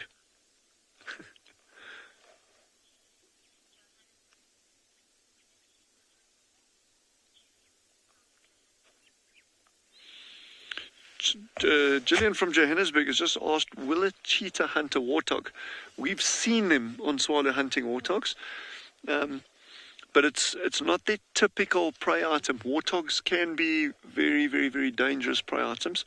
They're strong, they're tough little animals, and of course they've got those tusks which can be razor sharp. Not so much these large ones that you see in a lot of photographs, but the lower tusks are razor sharp, and those are actually the ones that can do a lot of damage on something that tries to catch them. So yes, they have been known to hunt warthog, but it's not a common thing out here. We're just going to start moving forward slowly. I want to, if we can, as far as possible, try and keep a visual on them. It's going to be difficult, and old Genre's got it covered. He's doing a really, really good job, and it is not difficult to keep filming animals while you're bumbling around like this, so...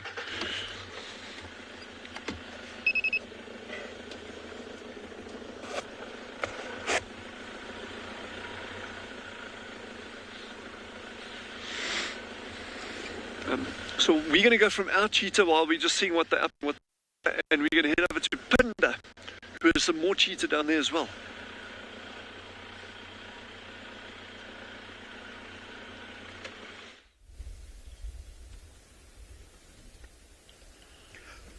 Welcome back, everyone. We're still here with these two beautiful cheetahs. As you can still see them, they're still kind of lazy, but this is actually the time for them to be able to start get up and look for something before gets too dark. Otherwise they'll try early in the morning. So let's see what they're gonna do. We'll just wait for maybe another 10-15 minutes and see what they're gonna do. Stay with us, enjoy our sighting.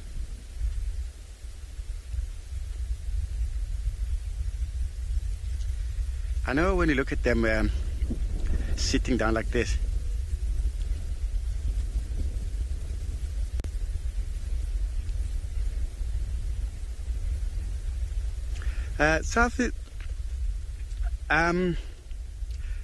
cheetah won't live very long, because if you look at the lions in leopard and hyena and those, cheetah is bottom for the food chain, and that it makes cheetah more reliable for every one of those I just mentioned. Their life, it's very, very difficult to live into the wild. Leopard can live longer than cheetah.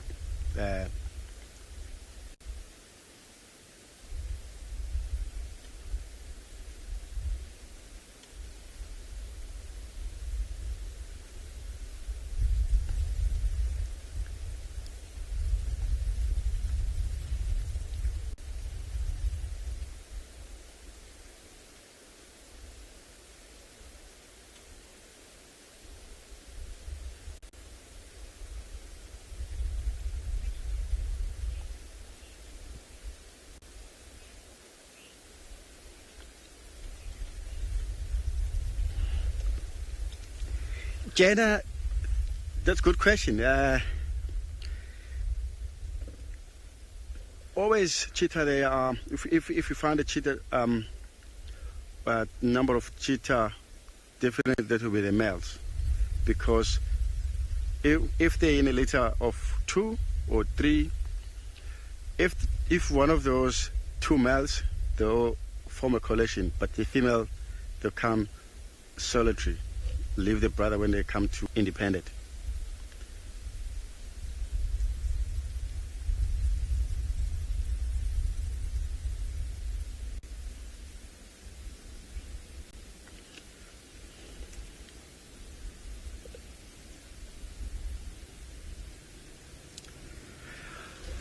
Yeah, looks like these our cheetah at the moment, they're still lying flat, as you can see.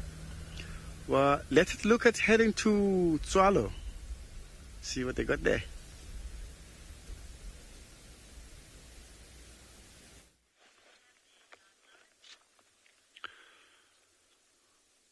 So Mom's just sat down. She's actively hunting now. You can see the way she's looking around.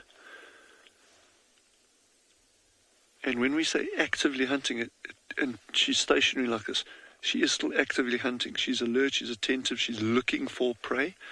It doesn't mean if she's actively, she has to actually be like moving her body along to try and do it. The sight is so important for them that, I think for them just to sit sometimes and just observe what's going on around them is absolutely key for their hunting strategy.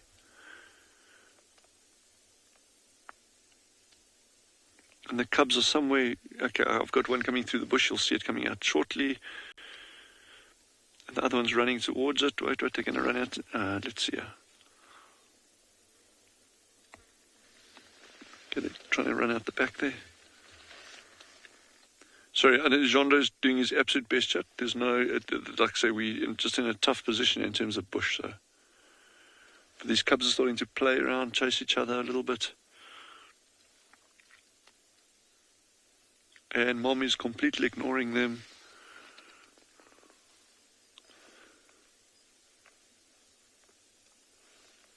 So I'm hoping she, like I was saying earlier, I'm hoping she's going to kind of hug a little under the hills, but not right against them, a little bit further out. And that she doesn't go through this big valley. If she goes through that big valley, we're going to battle following her. But anyway, it is what it is. Aha, there comes the cub. You look at that sleek design. Everything on that animal screams speed. Long legs, narrow waist, tiny head, deep chest to pump oxygen through those muscles. And that beautiful long tail, which actually helps as a bit of a rudder.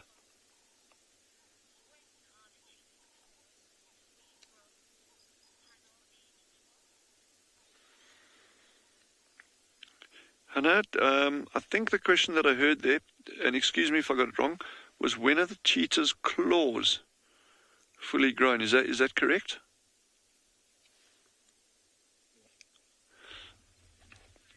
Okay. Yeah, so the cheetah, these youngsters are going to be growing for another year at least, even a little bit longer than. But by about 18 months, all those claws are going to be fully developed. And but even before that, watch this one's going to chase this other one. Look here, watch, they're playing around. Okay, there's this one here, and the other one is lying behind the bushes. I think it might stalk its sibling now. We're going to take a chance here. Just watch it. It might be quite fun. Just bear with us a little bit. The one's out of sight. Don't worry about that. Just Chandra's on the right one there. No. Okay. This one closest to us turned around. You go, hey, Mom, where are you? So they're going to be already with their claws fully developed, and they're going to be catching things for themselves. In another 10 months, they'll be fully capable of catching prey on their own without the assistance of the mother.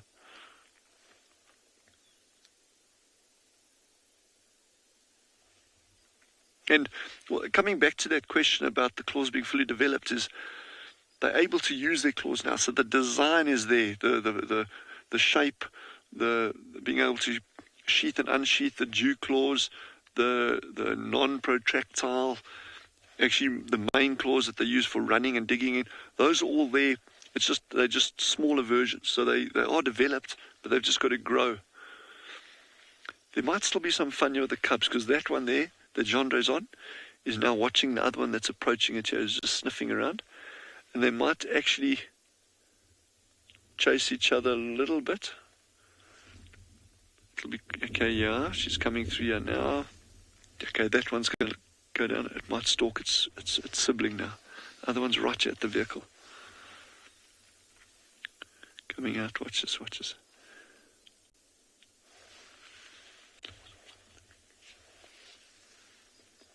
Okay, let's see if that one's going to stalk it. They might actually just go to mom. Mommy is stationary ahead of the vehicle now. Ooh.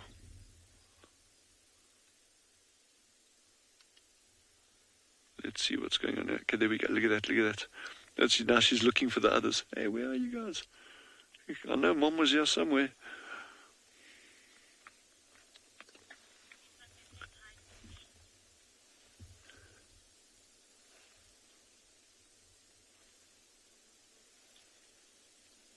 They're not worried about where Mom is going to now. They know Mom's hunting, and she'll call them if she catches something.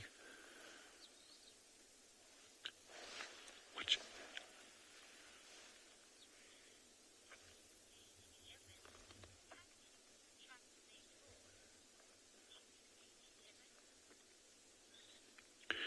So Tilly, age 11, has just asked, can cheetah retract their claws? It's definitely not like lions. They've only got one claw on each leg, on the front legs, that they can do that with. And that is what we call the dew claw. And if you've ever seen videos or footage of cheetah chasing animals, and then, you know, they run after them and they kind of half jump on the animal's back. And when they do that, that's actually when they're using those claws on their front leg.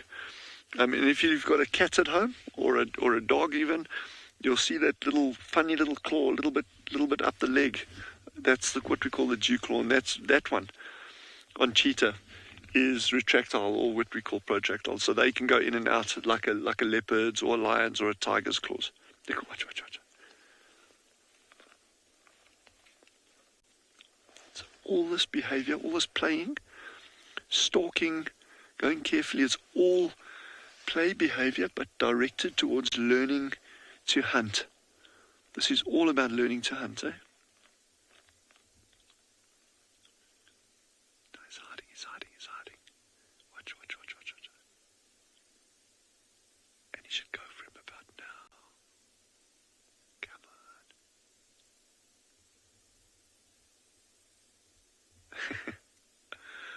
on. That was hard. That was a weak attempt at play there. But it was a good stalk at least. They just tucked away in the bush. Here they come out now. It's very tempting in this situation to go and try to find the mother, but I really don't want to, and not because there's a danger factor here. Look.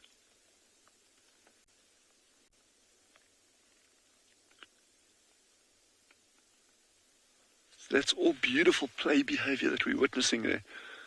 This is really, really fun to see this. Yeah, so there's not a danger factor in getting between them and the mother, like there may be with elephants or lion and that.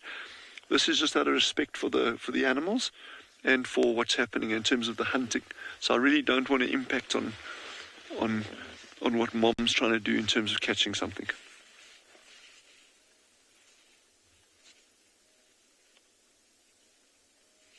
Okay. We're going to start moving forward now and see if we can see where Mom is and what she's up to. This is so cool, eh? Yes.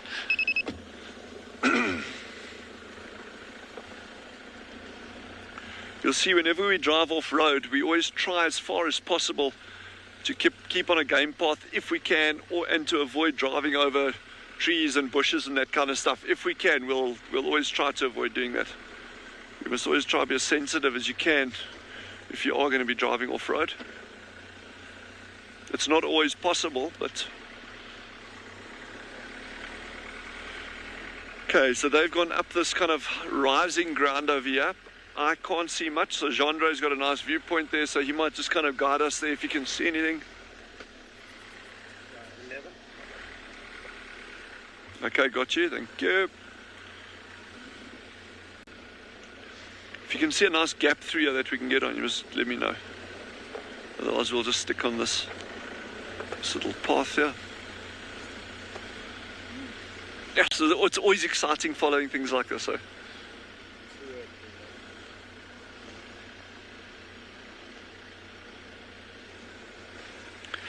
So Paul, cheetah's tactics for hunting is they are stalking and then super fast running predators. So they will actually chase animals down.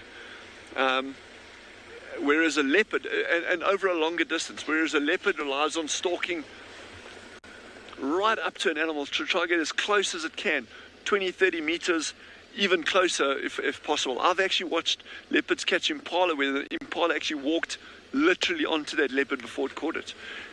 Whereas cheetah will try obviously get as close as they can, but then they start this like slow walk towards the prey, this very low, slow walk, and then that can break into a run. But their key sense for detecting prey is their eyesight. And that's what Mom's doing here. She's just going along slowly, looking out ahead, seeing if she gets anything. If she does, then you'll notice these cubs will stay beyond.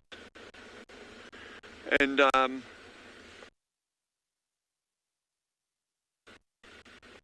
then the cubs will stay behind when she goes out front. So I'm just going to wait here. I don't want to get too close to them. But what a setting, eh, with the mountains and this is just, this is just beautiful, eh. I never get tired of this kind of thing.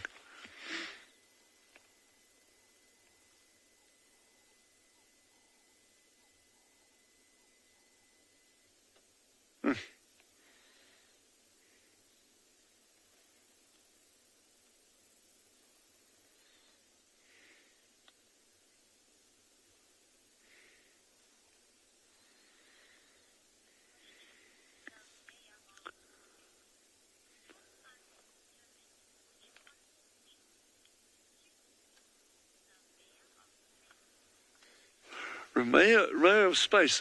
Sorry, all I got there was something about how to determine which predator is the cutest. Is that right? I don't. Has science determined which predator is the cutest? No, I don't think scientists have determined which predator is the cutest. I think that is up to us as individuals to determine that. But Tim, my problem is I think they're all cute. They're all my favorites. They're all cute in their own ways. Even things that people don't think are cute, except tapeworms. I don't think tapeworms are cute.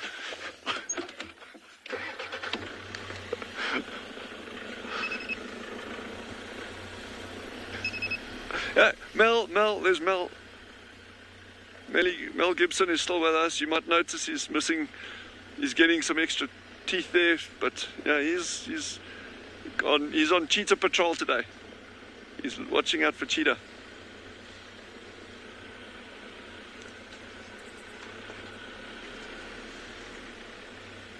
Still moving through there.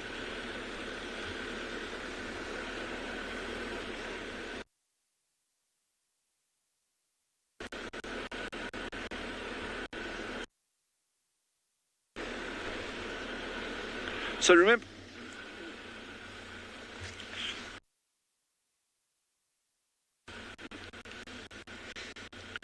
ooh, it sounds like Ngala's got something exciting. I have no idea what it is, but head over there and see what it is.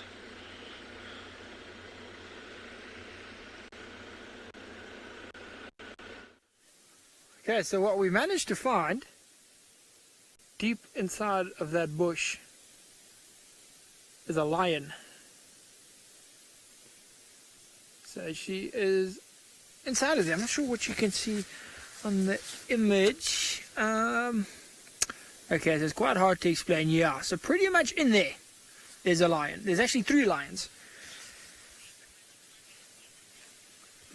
So we believe it to be the mother with the 2 cubs.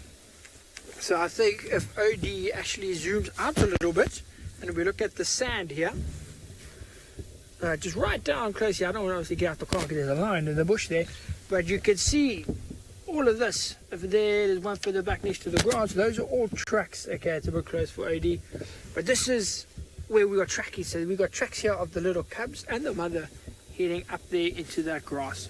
So myself and Rowan, we were walking around here, and then we turned and we looked up, and there she was inside of the bush. Now we're obviously going to spend quite a few minutes sitting here waiting. Now it sounds like the female was grooming inside of there. We heard the bushes and the grass moving around. Apparently you also saw the grass moving around. And we know with these little cubs, you know, they don't sit still for too long. There's a lot of activity. They're constantly moving, attacking each other or the mother, whatever it may be. So we're hoping that now as the sun's setting, it's cooling down, these guys are going to come out down this little sandy bank into the river for us. Now it's all just about patience.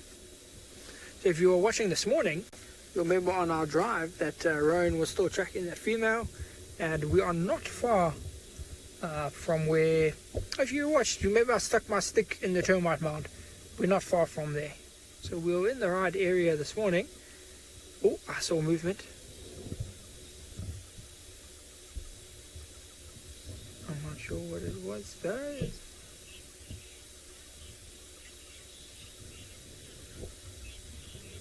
So MGN is asking why don't we throw a cat treat out there to see if they'll come out. So I did ask Rowan to go and just move the bushes, MGN, but he wasn't keen on that, unfortunately. And I'm all out of cat treats. And I think if I had to go in there, you would definitely see them come out, Devi. There we go. Okay, Odie says you can see a little bit of movement. There, you can see, did you see that?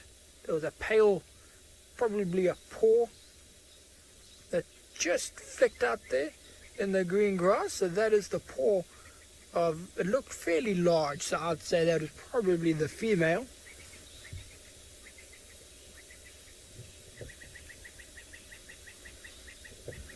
Now this is the exciting part about safaris for everyone watching, is the patient waiting game. And I'm remaining optimistic that we are going to get greatly rewarded for our patience when they just break through that little grass and pop out here in the clear. There we go. Okay, keep watching. Right in the middle of your screens, you should. Oh. Yeah, that's a light movement, everybody. It's most likely a cub. That is a lion cub.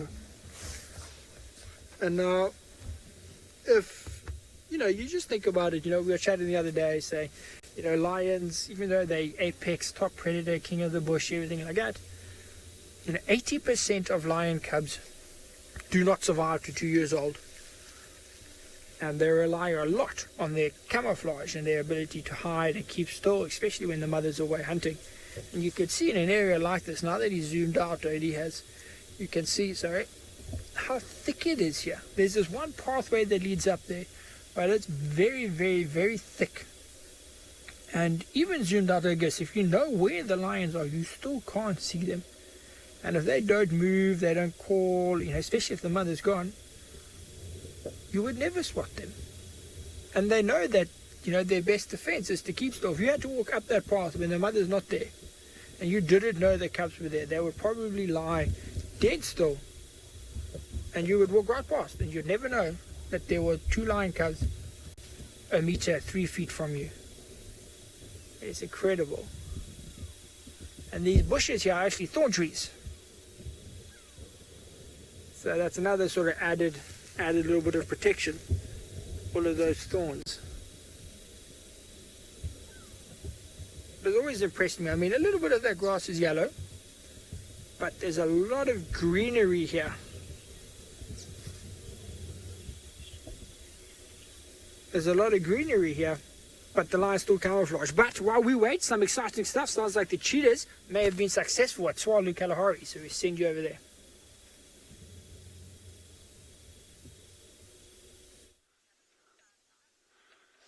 Okay, so the mother just caught a hare, a scrubby. It was so fast, we didn't even see it through the thickets. We just saw them start running, dust kicking up amongst the trees, circle around. She's actually caught a little hare. But that's going to be a tiny meal. That'll be like for her, and then she's going to carry on hunting. So with a kill this size, I mean, this thing it's a tiny, tiny little thing. She's going to gobble that up in a couple of minutes, and they're going to carry on hunting. And this is the thing. This is a really nice example of cheetah. It's like, you assume, well, they're looking for larger antelope. Well, they'll go for pretty much anything that they can catch. Like I said, it was so fast, we didn't even see the action. We just saw a quick movement as she started running forward, and then just dust. Just those cubs wanted it. They're like, hey, Mom, what about dishing some of that out for us?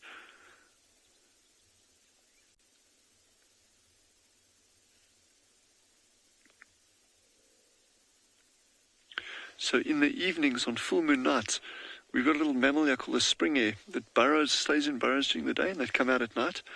And cheetah will actually often catch spring hare. They get to over 2 kilograms, so it's actually quite a nice chunky meal. It's about 3-4 times the size of this little hare that she's caught now.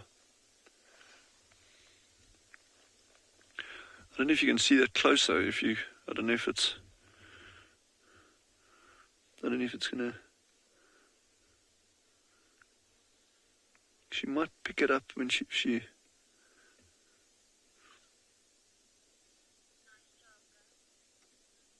There you can just see bits and pieces of it.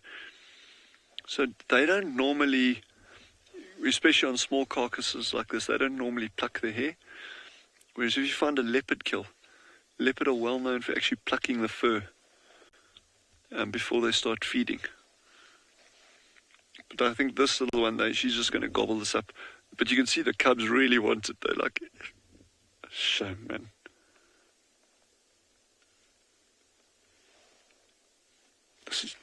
That was so lucky.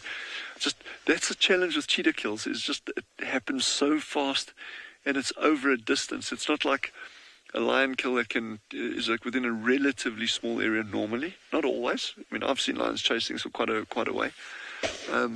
But normally in a small area, as are leopard kills, whereas cheetah, you can be lucky sometimes and get them, but normally it's a bit of a run, and then they sprint off into the distance. So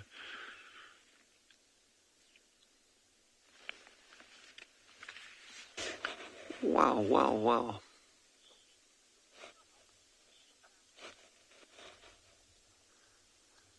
So Shelley has just asked, how often will cheetah hunt? And the same with any predator, really. It depends on what food availability there is, how frequent, and what size it is that they're catching. In other words, let's say, hypothetically, that this cheetah is only catching hares this size, for whatever the reason. Okay, it's only catching. It would probably have to be hunting every single day, and 3-4 times a day at least, just for her own needs, to get enough food in. But if they catch a kudu calf like she did last week, well, then she would be okay. She wouldn't have to hunt again for another 3 or 4 days. So it really depends on what they're eating. The average length of time here is between hunts is about 3 to 4 days anyway. But then she's catching springbuck, impala, young antelope like kudu, that kind of thing. So those cubs are like bleak, eh? But she, like this, she won't pass up an opportunity. Although it's a small meal, it's a meal at least. So she won't pass up that opportunity. So she's not thinking in terms of, oh, well, I'm not going to catch that hare. I need to catch something bigger for my cubs as well. There's an opportunity, she'll go for it, and she'll take whatever she can get there. You're probably going to find when she gets up and moves, the cubs are going to go there and like pick up whatever's left. So it might be quite fun to watch what happens here. Yes, this light is just magnificent.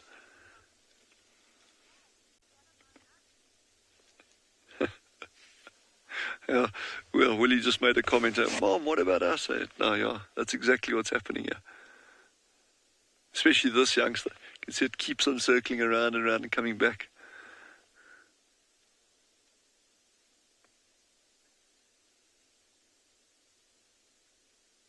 Shame, and just think, like 5 minutes ago, that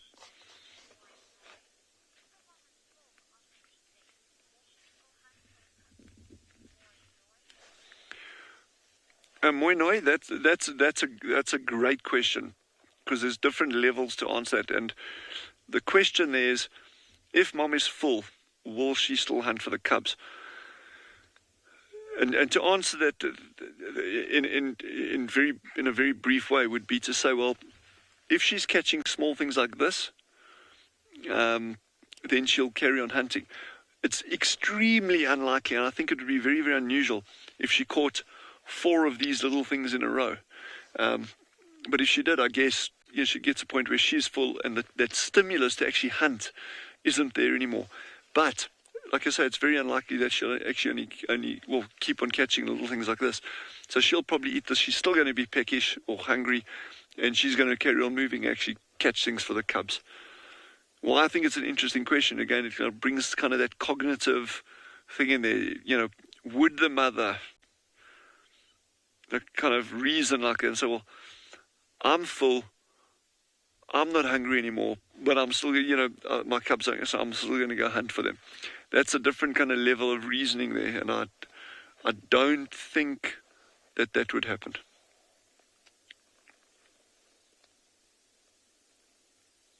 Because the stimulus to actually hunt, to go hunting, in other words, is hunger. So in a lion that's absolutely full, stuffed to the brim, his belly's round, he's got no incentive to actually get up and go look for something to hunt. If something comes to them by chance, doesn't know the lions are there, and I've seen lots of kills like it, they'll catch it, absolutely. But to physically move off and go hunting, they won't do it unless they're hungry. So the hunger is the stimulus. The stimulus for the actual stalk and to try catch something is the visual contact with the prey. So now they've seen prey. I've seen a hare. There's a hare over there. Now I'm going to run and try to catch it. So if an animal is full, yes, it's normally they wouldn't actively go search for food. That cub can't wait to get its mouth on what's left of that hare. And to think 5 minutes ago that bunny was minding its own business, hopping around, just relaxing, delivering Easter eggs.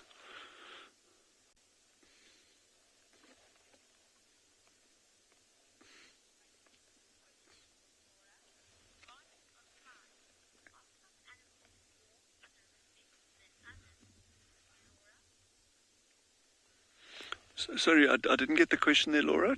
Regardless of size, are animals more?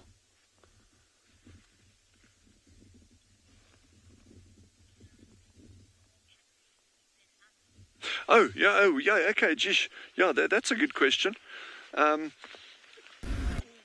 Not really, in terms of what predators are feeding on, I would, the question is there a difference in the calorie value regardless of size of what these animals are eating, and I would imagine in terms of energy value there should be very little difference with these kind of mammals. Obviously the larger the prey, the more calories they're going to be able to ingest in a sitting, but if you look at things like herbivores and even insectivores, not all insects have the same calorific value. And Wendy Panena, our pangolin research, I said the other day she's doing a PhD on aardvark. It's on pangolins, definitely. And she reminded me about that. But in terms of her work, when they're doing samples of insects that the pangolins have been eating, not all of those things have got the same calorific value. And if you look at herbivores, not all plants have got the same calorific value. So, but in terms of what these guys are eating, these mammal packages, it's really good high calorie value. Nice question. Good question. You see, mom is now sitting there interested in what's left of this bunny, and she's still super keen on the lookout. But she's now going to wait for them a little bit because they're interested in what's left there. But you see how fast she ate that up. She gobbled that up. I mean, that was 5 minutes. That was a tiny prey item for a cheetah. Now she's going to lie down. She's like, yeah, I've done my job. Now it's your turn. It's like, if they do move off eventually, and if we're still around you with light in it, we'll actually I'll go over there and we can actually see if there's anything left of it. But we won't do that until they've actually moved away.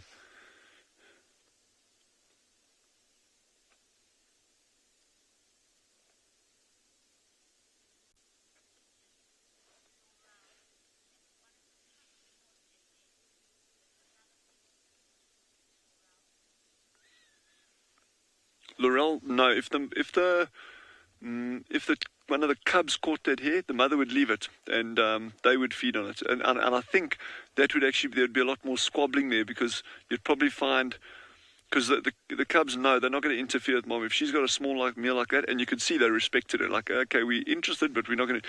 But I think if one of the cubs caught it, the other cub would probably come up, and there would be like a bit of squabbling over it then.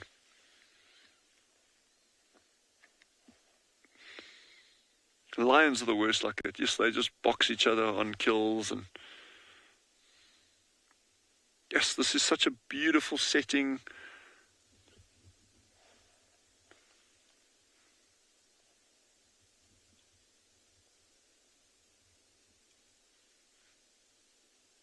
Wow. We're very lucky to see this.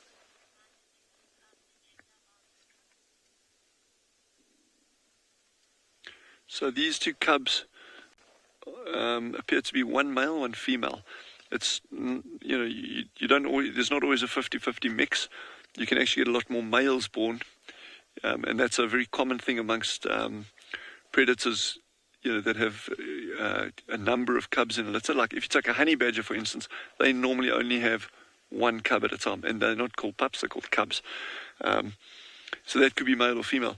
But on predators like lions, cheetah, these kind of, where they can have larger litters, and your males disperse, you often get a bias ratio towards male cubs being born than females, because the males are the ones that have got to go off, end up fighting that. But and that's very, very common in lions, because there's a lot of high mortality there.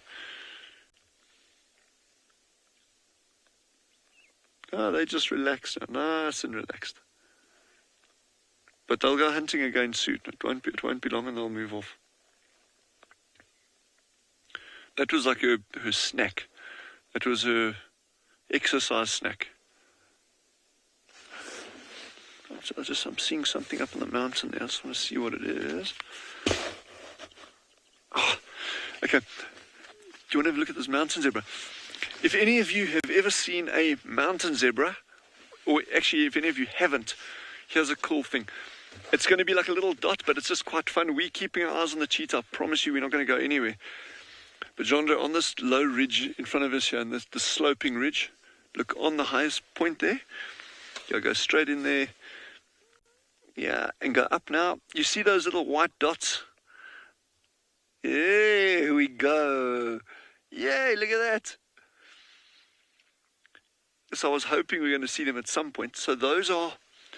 They're tiny, but Jandra has done a good job in actually picking them up. Those are Hartman's mountain zebra. So that may be, and I'm guessing for many of you, may be a new species. So that's really, really good to see those. And as Jandra is zooming out there, you can look at that habitat that they're in. They are animals of the mountain. So we do have plain zebra, not many, or not a high number, should I say. But in terms of mountain zebra, they love these hills. There's not a lot of interaction between plain zebra and mountain zebra. As the name implies, the mountain zebra stick up in the mountains. They'll come down in the evenings, drink water, but then they normally move back into the hills again. So anyway, that was, I know it's quite far away. We'll keep our eyes peeled, see if we can see a little bit closer for you. Okay, Mom's looking interested. Mom's looking interested in something. That's a cub that's walking there.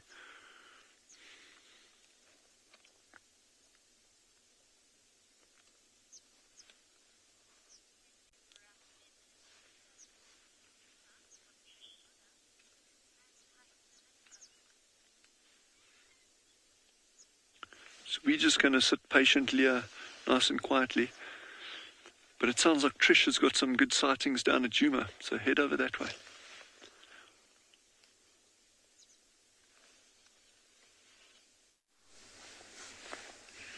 Yes, we came to the hyena den at the beginning of drive, and it was not active. Ruben was not even around. But now, Everyone's home. And we're settling in for dinner before Mum puts us to bed.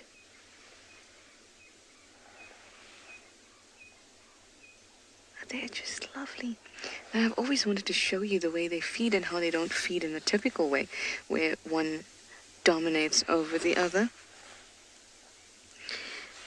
where one suckles between Mum's back legs and one suckles against her belly. I've seen them do it a couple of times, but not as often as I would expect. And that, and as well as the way that they interact with each other in almost an equal kind of way, equally rough that is, makes me think that it's a male and female. And that's also from seeing some images, very, very fleeting captures of the genitals in order to actually tell, but you know that it's very difficult. But I think that we have a boy and a girl. They both look so peaceful.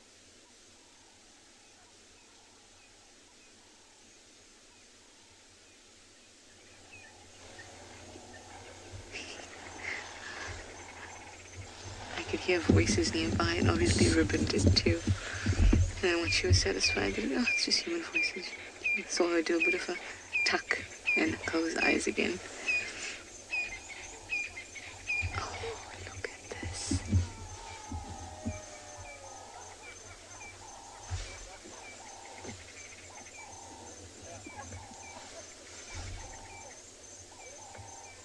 So sweet.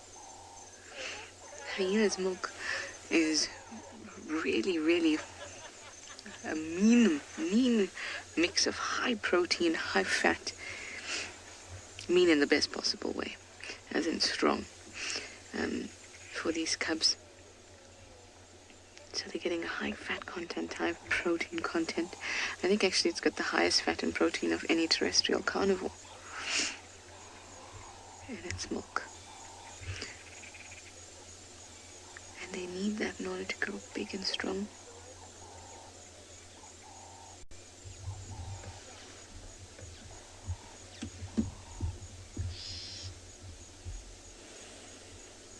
No fighting, no squealing, everyone's very satisfied.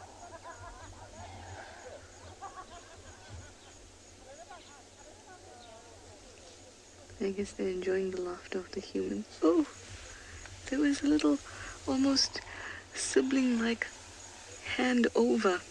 I'm going to say it was a hug. It was most likely a slip of the hand. But it looked very sweet.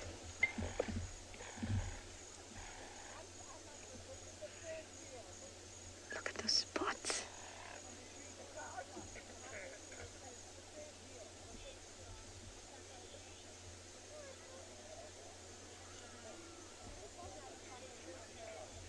Sammy Jane, you say cubby feeties?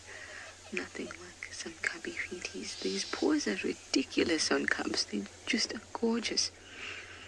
I saw a track of Tandi's cub yesterday, and I just was in awe. It was just so tiny and just beautiful.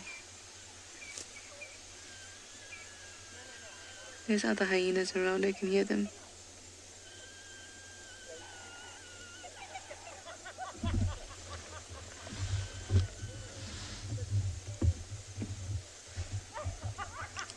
Sorry, it wasn't laughing hyenas, it was just laughing people. No, but it does sound like there's another hyena around. There's a bit of squealing.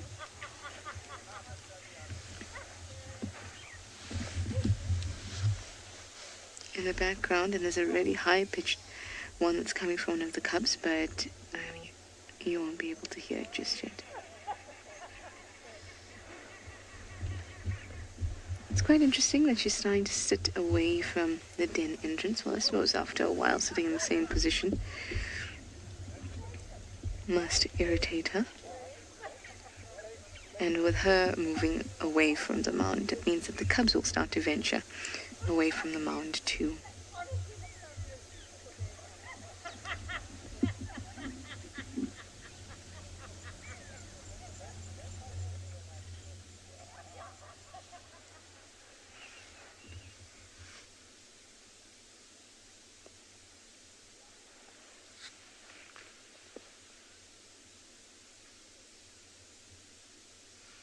almost feel sleepy looking at them.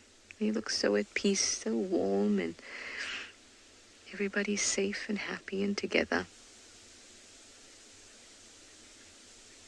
Warm milk. Bedtime is definitely imminent.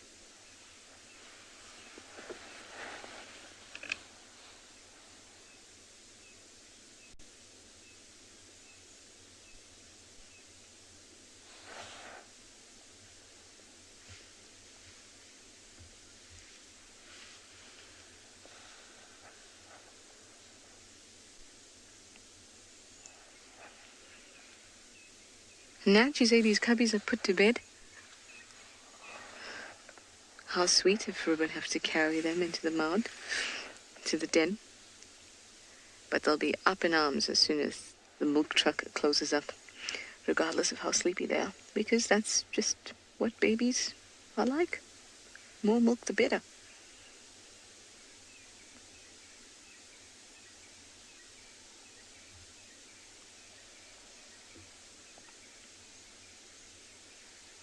With the lions, you still see the older cubs trying to suckle, and they're like a year old almost, or already a year old. They should not be suckling, but that milk must be so good. All mom's milk.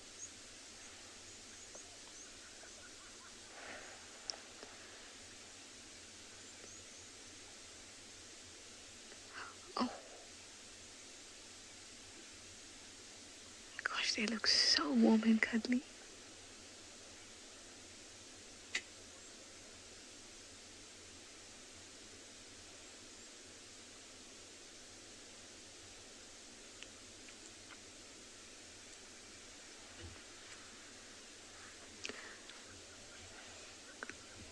They're very, very cute and starting to get just a little spotty, which is adorable. Speaking of spots, I believe lovely Steve has found Hukumuri, so let's go over.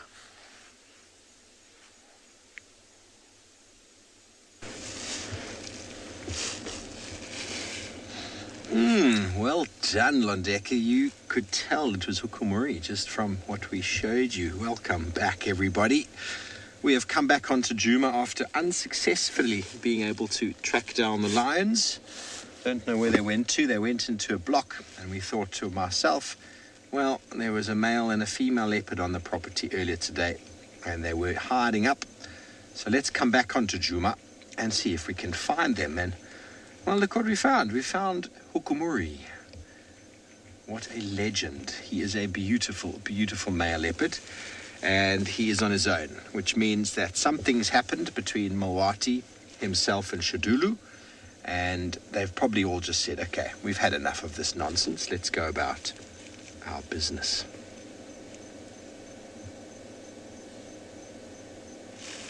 Good thing, looking at him, no seemingly obvious injuries.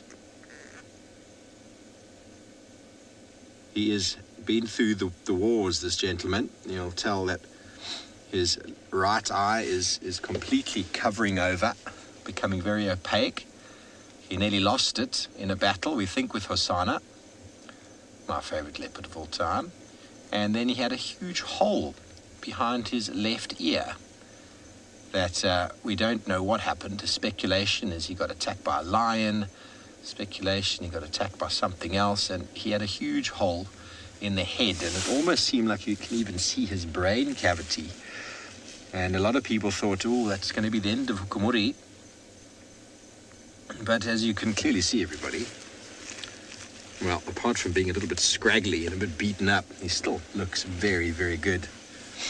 And he's probably a bit upset that he lost a territorial dispute with Mawati, a big male leopard who's moved in over the course of the last year and a half, has been making waves in the territory of Tingana and Hukumuri. So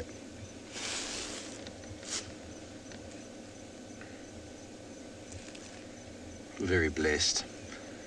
Now, those of you who might look at this leopard immediately think, how do you know it's a male? You just look at the size of the neck. Oh, marveling about how handsome he is. He is a magnificent specimen. Look how thick his neck is. and you can see that the neck goes just under the chin, and that sort of dewlap there. It's not an enormous dewlap. Tingana's got a major, what's that? BK says it looks like he's got an injury on his throat there. Let's have a look. Yeah, there's a bit of a wound underneath on that dewlap. Can you get any more in there? Beaks, there we go. Ooh, yeah. Oh, it's just a flesh wound. It's just a flesh wound. Look at you, Hookie. So just have a look at how the shoulders and the neck stand out from the head. Can you see that?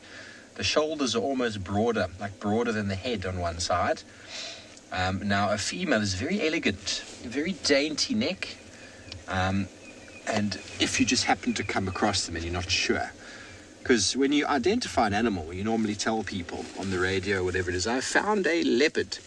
Now, first of all, if you're going to use the radio, we need a little bit more information. Everybody, I have found a male leopard. And if you know who it is, it's always good, because some leopards are more relaxed than others. So it can prevent people from going too crazy to get you. I found a male leopard, Hukumuri, and he is lying up in the middle of the road on this exact junction. Okay, well, let's quickly send you over to Tswalu Kalahari with some more spots.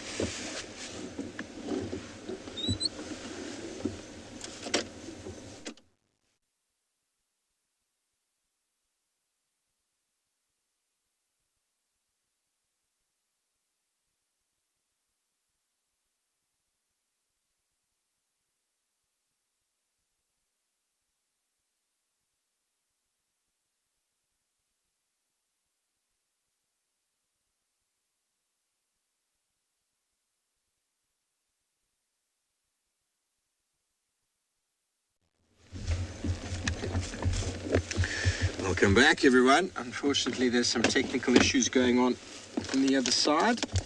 Don't worry, we are still here, and Hukumuri is still in the same place. So, just some nice guiding principles coming through there. You know, one of the things that I noticed when I trained guides, or when someone is a new guide, is they quite often get overwhelmed with the radio, and they find a leopard.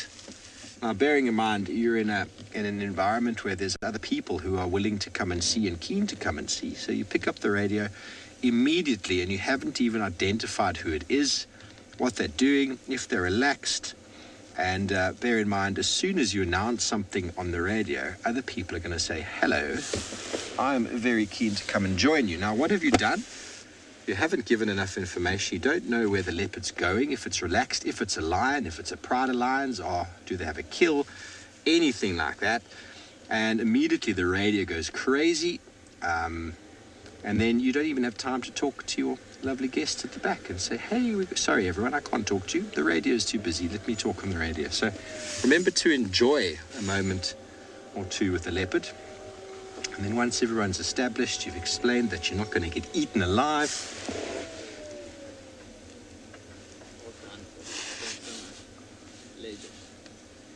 So everybody, please, if you have the time and the inclination, please feel free to go to the link below and show your support. I do thoroughly appreciate it. You can keep bringing you wonderful images from the wonders of the wilderness. Greater Kruger National Park here in the Sabi Sands, Phinda, andBeyond Phinda, andBeyond Ngala, as well as Tswalu Kalahari. Have I forgotten somebody? I hope not.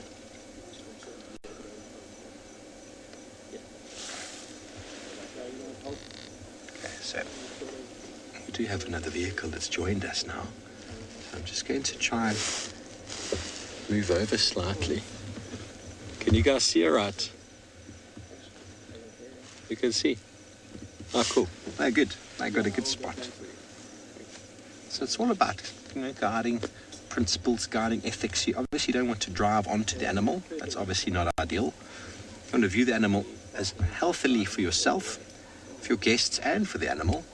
Bear in mind, everyone, if you are a guide, I know I'm talking about this on and on, but if you're a guide and you've seen 1,000 leopards or 1,000 lions, and you've got guests that are straight out of wherever they come from, and they've only ever seen these things on TV, and they know, ooh, the big five is dangerous, people are afraid of these animals. So you've got to bear in mind that someone might be a little bit scared to get too close to a cat. So give it space. Not just for the animal, but for your guests on the back that might be a bit nervous. And after they've relaxed and after you've explained the safety and look at the behavior, he's clearly not looking at you on the back, is he? He's not looking at you as a snack. He's looking into the distance, longing for his bride-to-be Tswalu to come back, and his intention is elsewhere. And then after you've taken some nice pictures from a distance, you can check and say, are you all okay? Why don't we go a little bit closer? And everyone's like, what? We can go closer. And so slowly you go a little bit closer, and eventually you get to a pretty decent distance, still respectful of the animal, but suddenly now the photos and the experience is increased. But to drive straight up to the animal, and that's it, you've really added no value to the sighting. You've just gone in and basically taken over. It's all about respect, not just for the animals, everybody, but for the people that are coming to view them.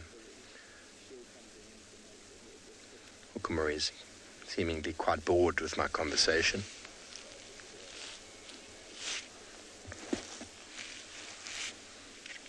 Kieran, it's hard for me to say. I mean, that little nick on his neck looks like either a bite mark or a claw caught him.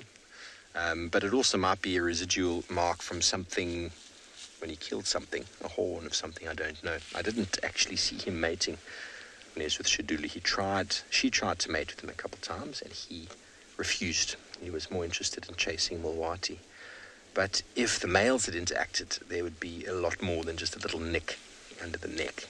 I can assure you that. Oh, there we go. This is hard work. It's hard work, Hukumuri. So you can see why we spend a lot of time tracking on the roads, because this is what the cats do. They walk on the roads, and they also... Oh, there we go. Okay, so I'm going to count to 10, and he's going to get up. Oh, no. How about 3? Oh, he's injured. He's got an injured foot, everybody. He's got an injured foot. So that can often happen from a male fighting. I can get bitten. And we'd be able to see that in his track. Don't worry, these animals are very resilient to these things. Oh, shame, boy. Being a male is not an easy life for a male lion or a male leopard. Okay, I'm going to move so we can get another view. Just going to shift there, guys. Okay, let's try and get another view of them. I'm not going to get too close. I'll just move on to the side.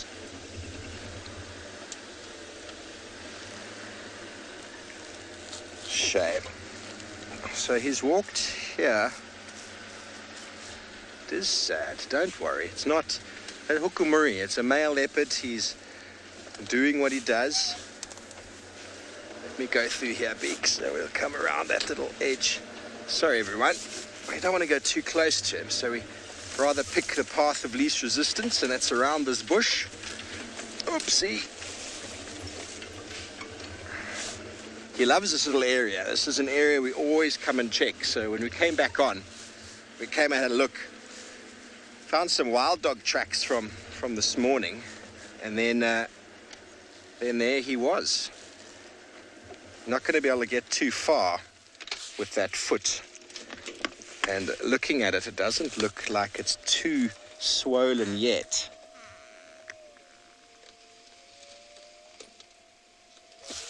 It will swell up more.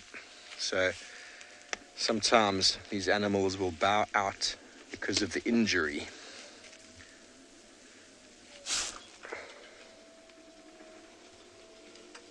He wouldn't have been able to follow her anymore if he got that injury, and he also wouldn't have been able to posture himself with it's the other foot, Beaks.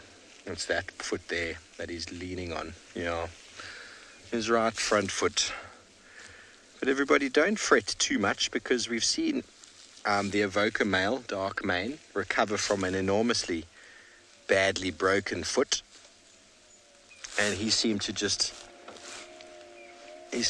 come out of that all right. He's got a bit of a limp now, but being a male lion, being a male leopard doesn't really lead to a very long lifespan because they are very physical.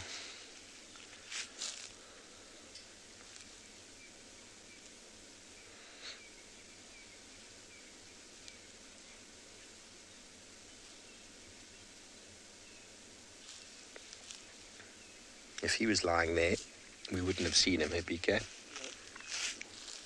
We looked down this little junction, and he wasn't. He wouldn't have seen him if he was there.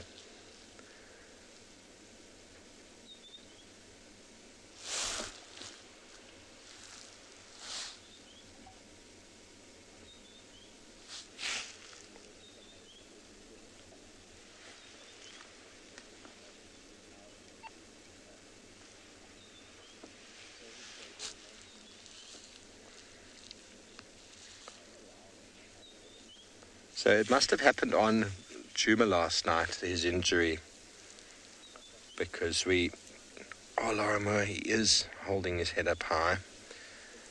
He will always. Do you remember everyone, 2 years ago, Tingana went through some illness. We're still not quite sure what it was. He had a big limp and his ear went all floppy and he lost huge amounts of territory, but he still maintained his sawing. But he didn't manage to get very far. But he managed to come out of that all right. His son, Osana, provided lots of food for him, as did Tandi, and he got through it. Kumari's a lot younger than him, but he was looking very aged the other day when Mwati was interacting with him. And I think that whatever's incurred between them happened last night on our property, because I tracked 2 male leopards now coming back from Simabili with Shadulu's track, and you would have seen that limp. I've shown it before many times to the viewers when you tracked Dark Mane, the big male lion. You can see the way he puts his foot down. Picture your hand right now. Take your hand and stick it in front of your face, and take your hand and put that on the floor. Imagine the track. Now take your hand and only put the tips of your fingers down. That's essentially the change in the track that you'd see. Although a leopard's track entirely is actually just the tips of their fingers modified. So you can actually see it in the foot. So we'll come in the morning, have a look, and I'll try and show you. But in the meantime, Trish is out of the den, and it seems like they're being very playful.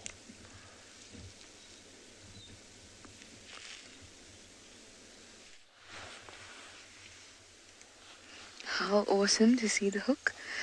I would love to see him before my stint is over. Really, really would. He's an awesome leopard. He seems to be so strong and so gentle at the same time.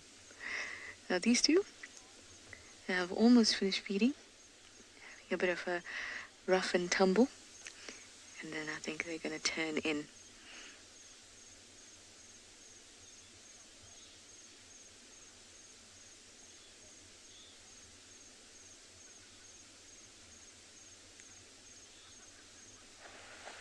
Now they're almost at the den entrance. We're in infrared now, so everything does look black and white. It also means it's a little bit difficult to see them when there's trees in front. Unfortunately, if I do start up, they're going to go straight into the den because they're at the den entrance at the moment. So I'm just going to give it a little bit of time, see if they come back to mum. If not, then we'll leave them be. And we'll maybe head up to quarantine and see if there's some other leopard action going on.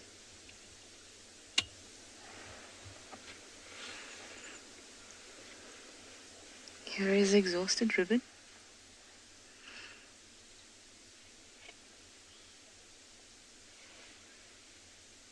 I would love to see her up and about. I feel like we've seen her lying down quite a bit. I hope that she's actually okay and she doesn't have any sort of injury, but I'm sure that she is, because she's still nursing perfectly. The cubs are looking healthy and they've grown so much. And if she did have any kind of ailment, it would mean that the first thing she wouldn't be able to do is feed properly herself, and in turn not be able to produce enough or good quality milk for her cubs. I would just love to see her standing and moving around.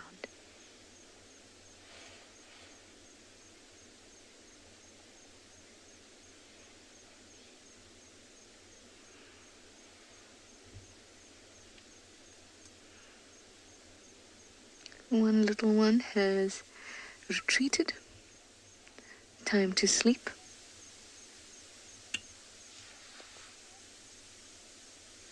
Noriko, you say Ribbon seems like a great mum. I think that she is. She's been so good and so caring with these cubs. Not that she hasn't in the past. But raising cubs successfully is a very difficult job out in the wild, not just for hyenas, but for all animals. Raising young is difficult, and I think that they always do their best.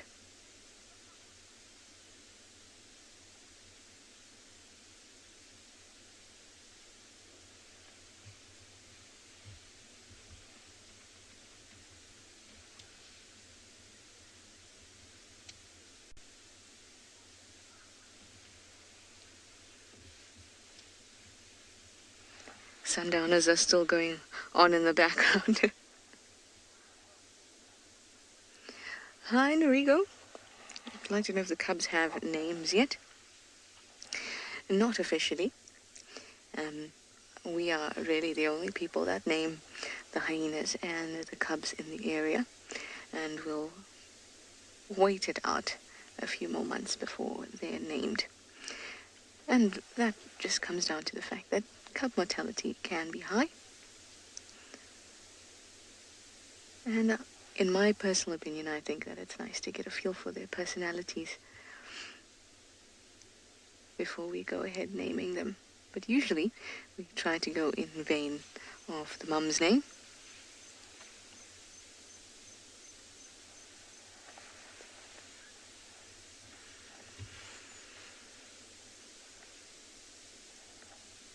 And I'm sure that when we do finally name them, you guys will have a say too.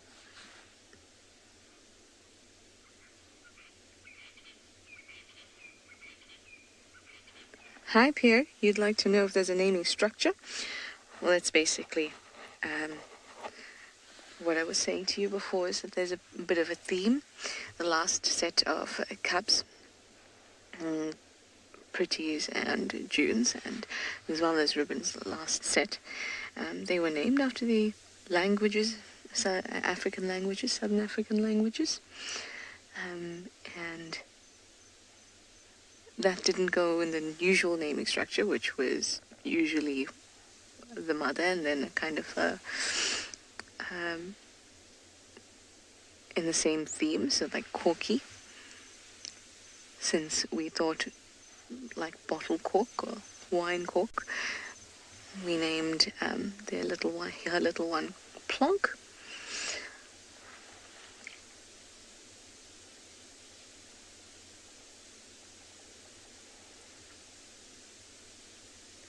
But we'll generally just pick a theme and then give out some suggestions and then get your guys' say as well. Oh, but still not time to sleep. But they're spending a bit more time there by the actual den entrance.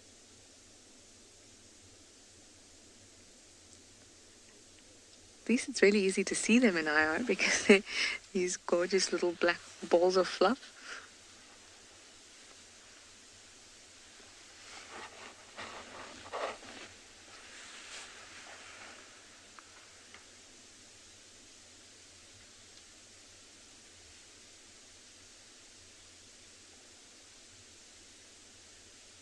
Oh yes, so we've got to have a practice anal paste before we go to bed.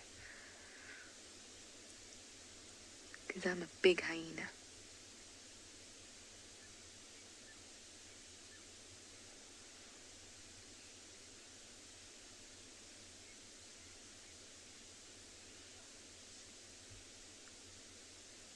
That is just a perfectly positioned common spike thorn there.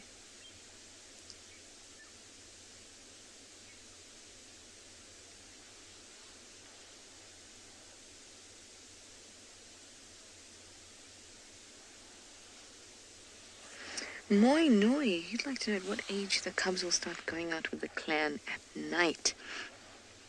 Well, these cubs will still spend quite a bit of time at the den up until they're probably about 5 or 6 months.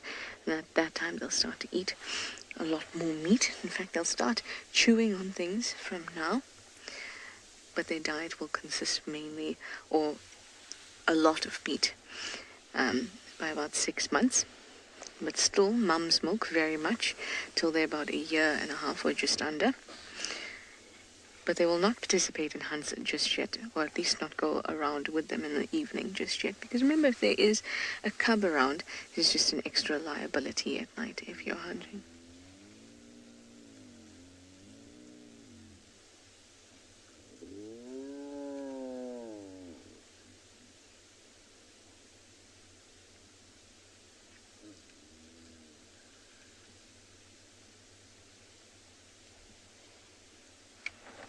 Sounds from Rupert there. So another hyena has just joined. Anal pasting as well.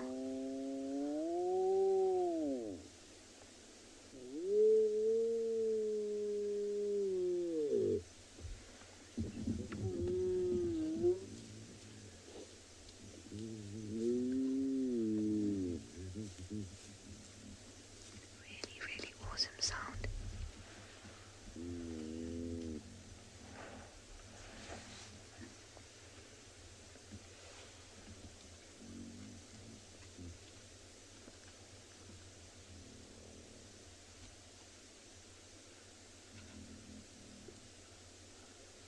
Gorgeous.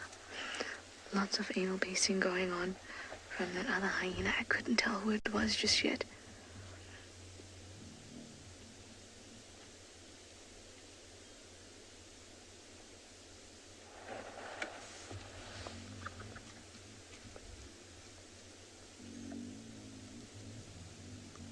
I'm just going to be quiet so we can listen to the sounds that they're making.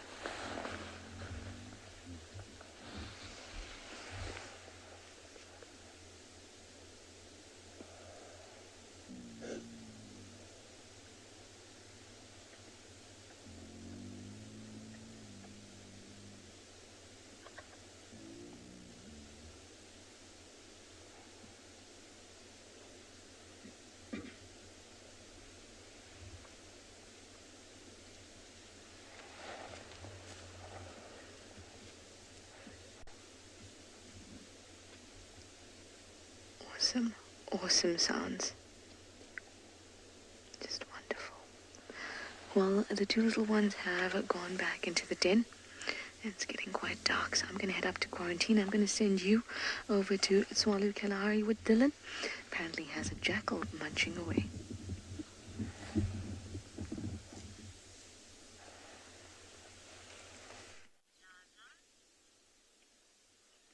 So we've just come across this old gemsbuck carcass. I have no idea what happened to it. But there's these two jackal. But on a more exciting note, and we really apologize, we lost our comms there for a while. But those cheetah caught a springbuck lamb. So we didn't see the actual kill again. But they ran off, lots of dust and that kicking up, and they actually caught a springbuck lamb. So because it's in such a bad signal area, we've left that area now. But anyway, that was quite exciting. But yeah, so here's a black-backed jackal feeding on this gemsbuck. And I have no idea. Gemsbuck bulls, remember we were chatting the other day. Some of you may recall we were talking about the design of the horns and how they use them a lot for fighting. And males frequently kill each other in these fights. So I have no idea what happened here, but I'm guessing it's probably something like that. Our wild dogs do kill gemsbuck as well, so that's also a possibility. It's just nice to have this jackal foraging. Again, very, very alert.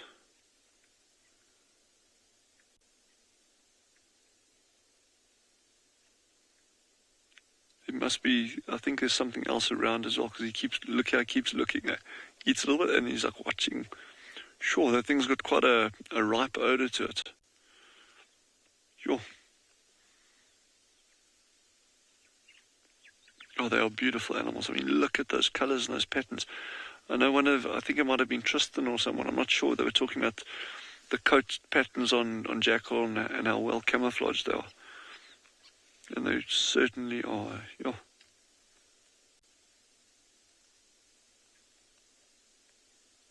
Jeez, we've had a predator-full drive this afternoon.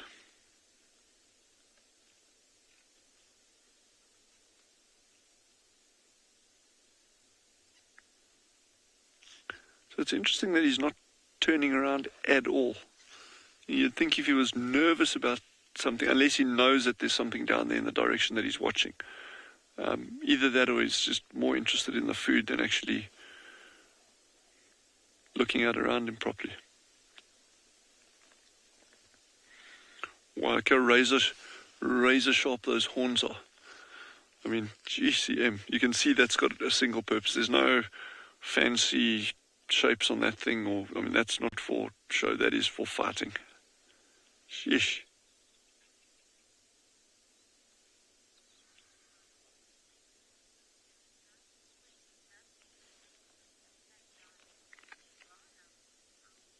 Ooh, wow, that's awesome. Our colleagues at Ngala have got an owl. So head over and have a look at that, and we'll stick with the jackals.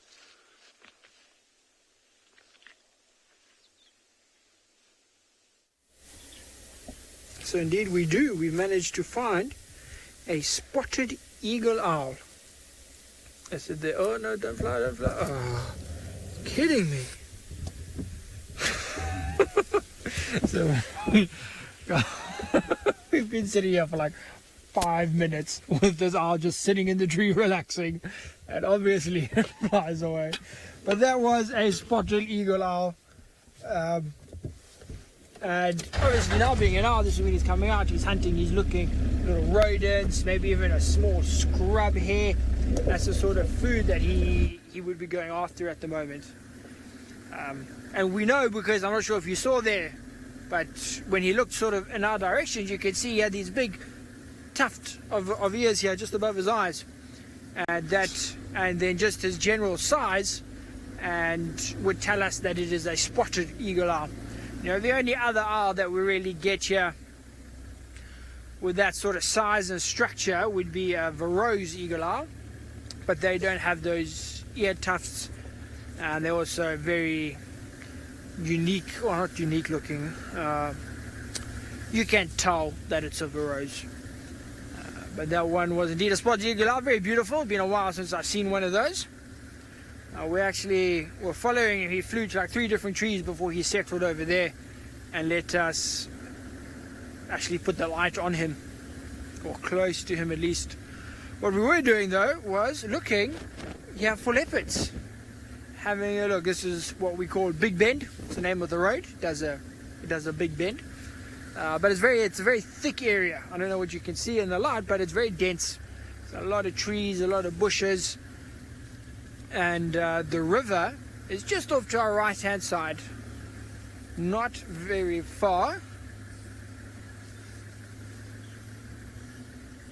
It's not too far, but it's a good place to look for leopards. So we're going to continue doing that, driving and looking. While we are doing that, what we're going to do is send you back to Tswalu Kalahari, where it sounds like they now have 2 jackals.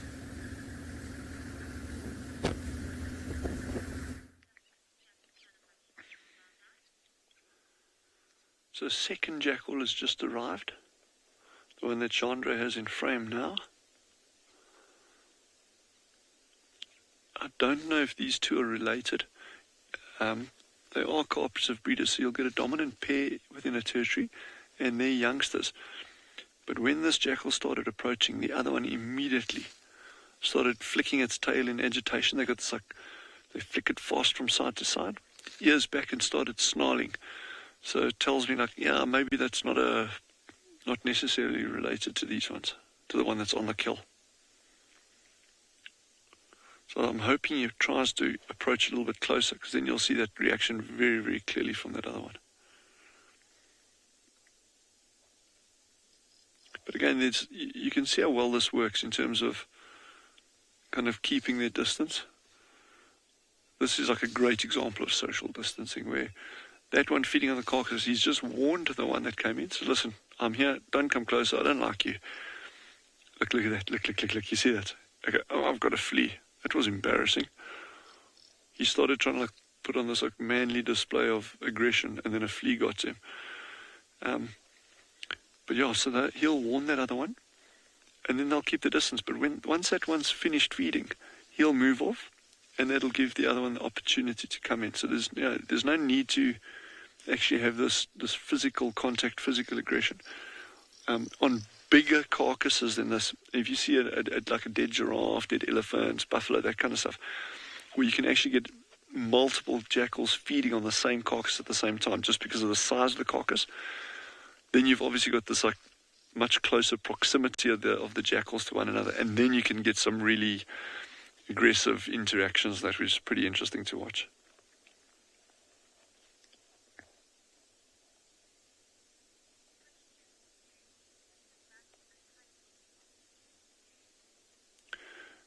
Jerry, a jackal is a type of fox. It's a canid. Foxes are also canids.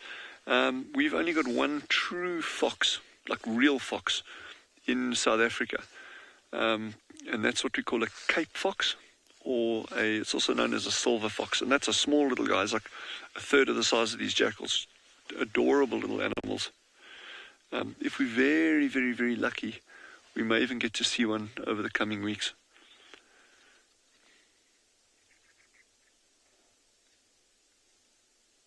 But these are more closely related to actual dogs. The genus is the same as a dog. Canis.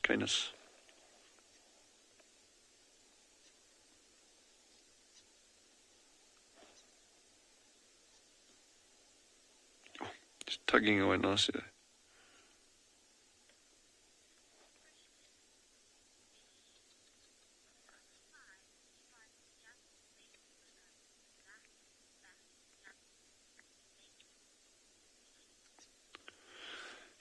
Missions just asked, could a side-striped jackal mate with a black-backed jackal?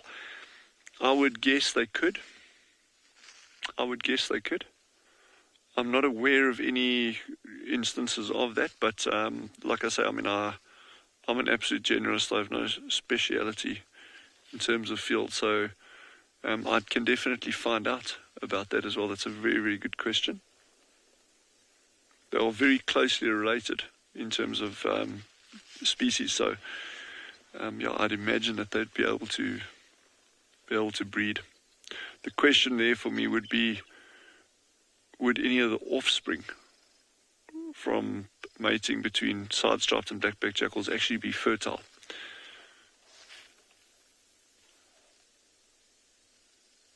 And those of you who were with us an hour or so earlier when we saw those mountain zebra high up on the mountain, there are records of mountain zebra breeding with Burchell zebra.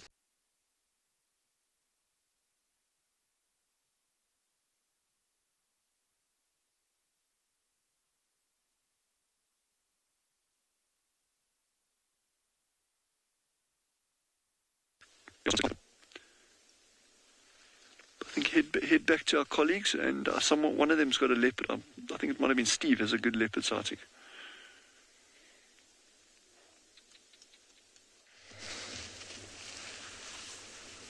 Yes, well, we do indeed have a leopard. We have Hukumuri, the male leopard from the west. I love it, how I say that, Hukumuri. His name just instills fear, doesn't it? Shame, poor dear. He's licked his paw a couple of times, and he hasn't tried to move again since we've seen him. So it's hard to really know how badly injured it is. But they have a way of just sort of coming right, you know. These animals are, I like to use the word bulletproof. They're very, very strong. They go through so many altercations and injuries and all sorts of setbacks in their life. And they just somehow bounce back. I mean, if you just go to behind that left ear there, BK, can you see? Behind the left ear. Remember, he had a hole there. He had a huge hole. I can't even see it anymore. There was a huge hole in his ear.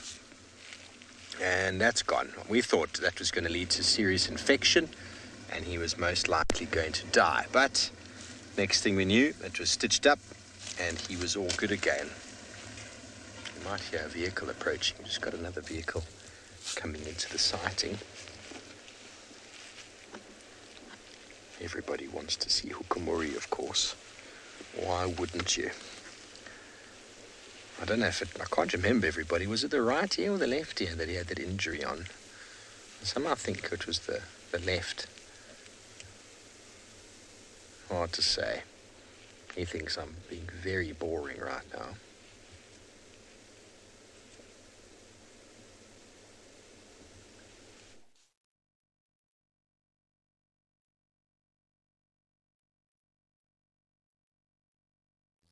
Ngala did, and it's scavenging off of female leopards that have established a kill. That's what he's going to do. He's going to probably get in the habit of trying to follow anybody around, any of the females, and he will steal from them until he gets right. But you don't know. I mean, I'm pretty sure this injury happened sometime in the night or sometime early this morning. So we haven't really seen how bad it is yet. It hasn't swollen up badly. He was just, maybe it's even just a sprain, that he'll be fine again. We haven't really seen. I didn't see any blood, didn't see any sort of trauma wound to it. But there might be some damage inside to some bones, which will be a little bit less quick in the healing in that regard. But we'll have to see him again. He hasn't shown it to us properly, so it's very hard for me to properly tell you. But we'll come out here in the morning and see if we can find him, and depending on how far he's moved, we'll be able to gauge a lot of these things. But in saying that, everybody, even when an animal is injured like this, they're still quite capable of doing things. He's just not going to be very good at hunting, but he might still be able to snatch a few meals. Wouldn't put it past him. Could stalk a warthog burrow, possibly. Something he's very good at doing. Well, everybody, I do thank you for your time and interaction this afternoon. It's been wonderful to bring you all of the wildlife from around South Africa. I know BK and I have thoroughly enjoyed ourselves, and we were very happy and excited to find hukumuri right at the end of the show. So from all of our wonderful venues, and wonderful guides and cam-ops, our final control coming to you from Johannesburg. We thank you for all your questions, all your comments, for your time, and we'll see you tomorrow bright and early for the sunrise safari. Until then, have a beautiful evening further. We'll see you tomorrow. Good night and goodbye.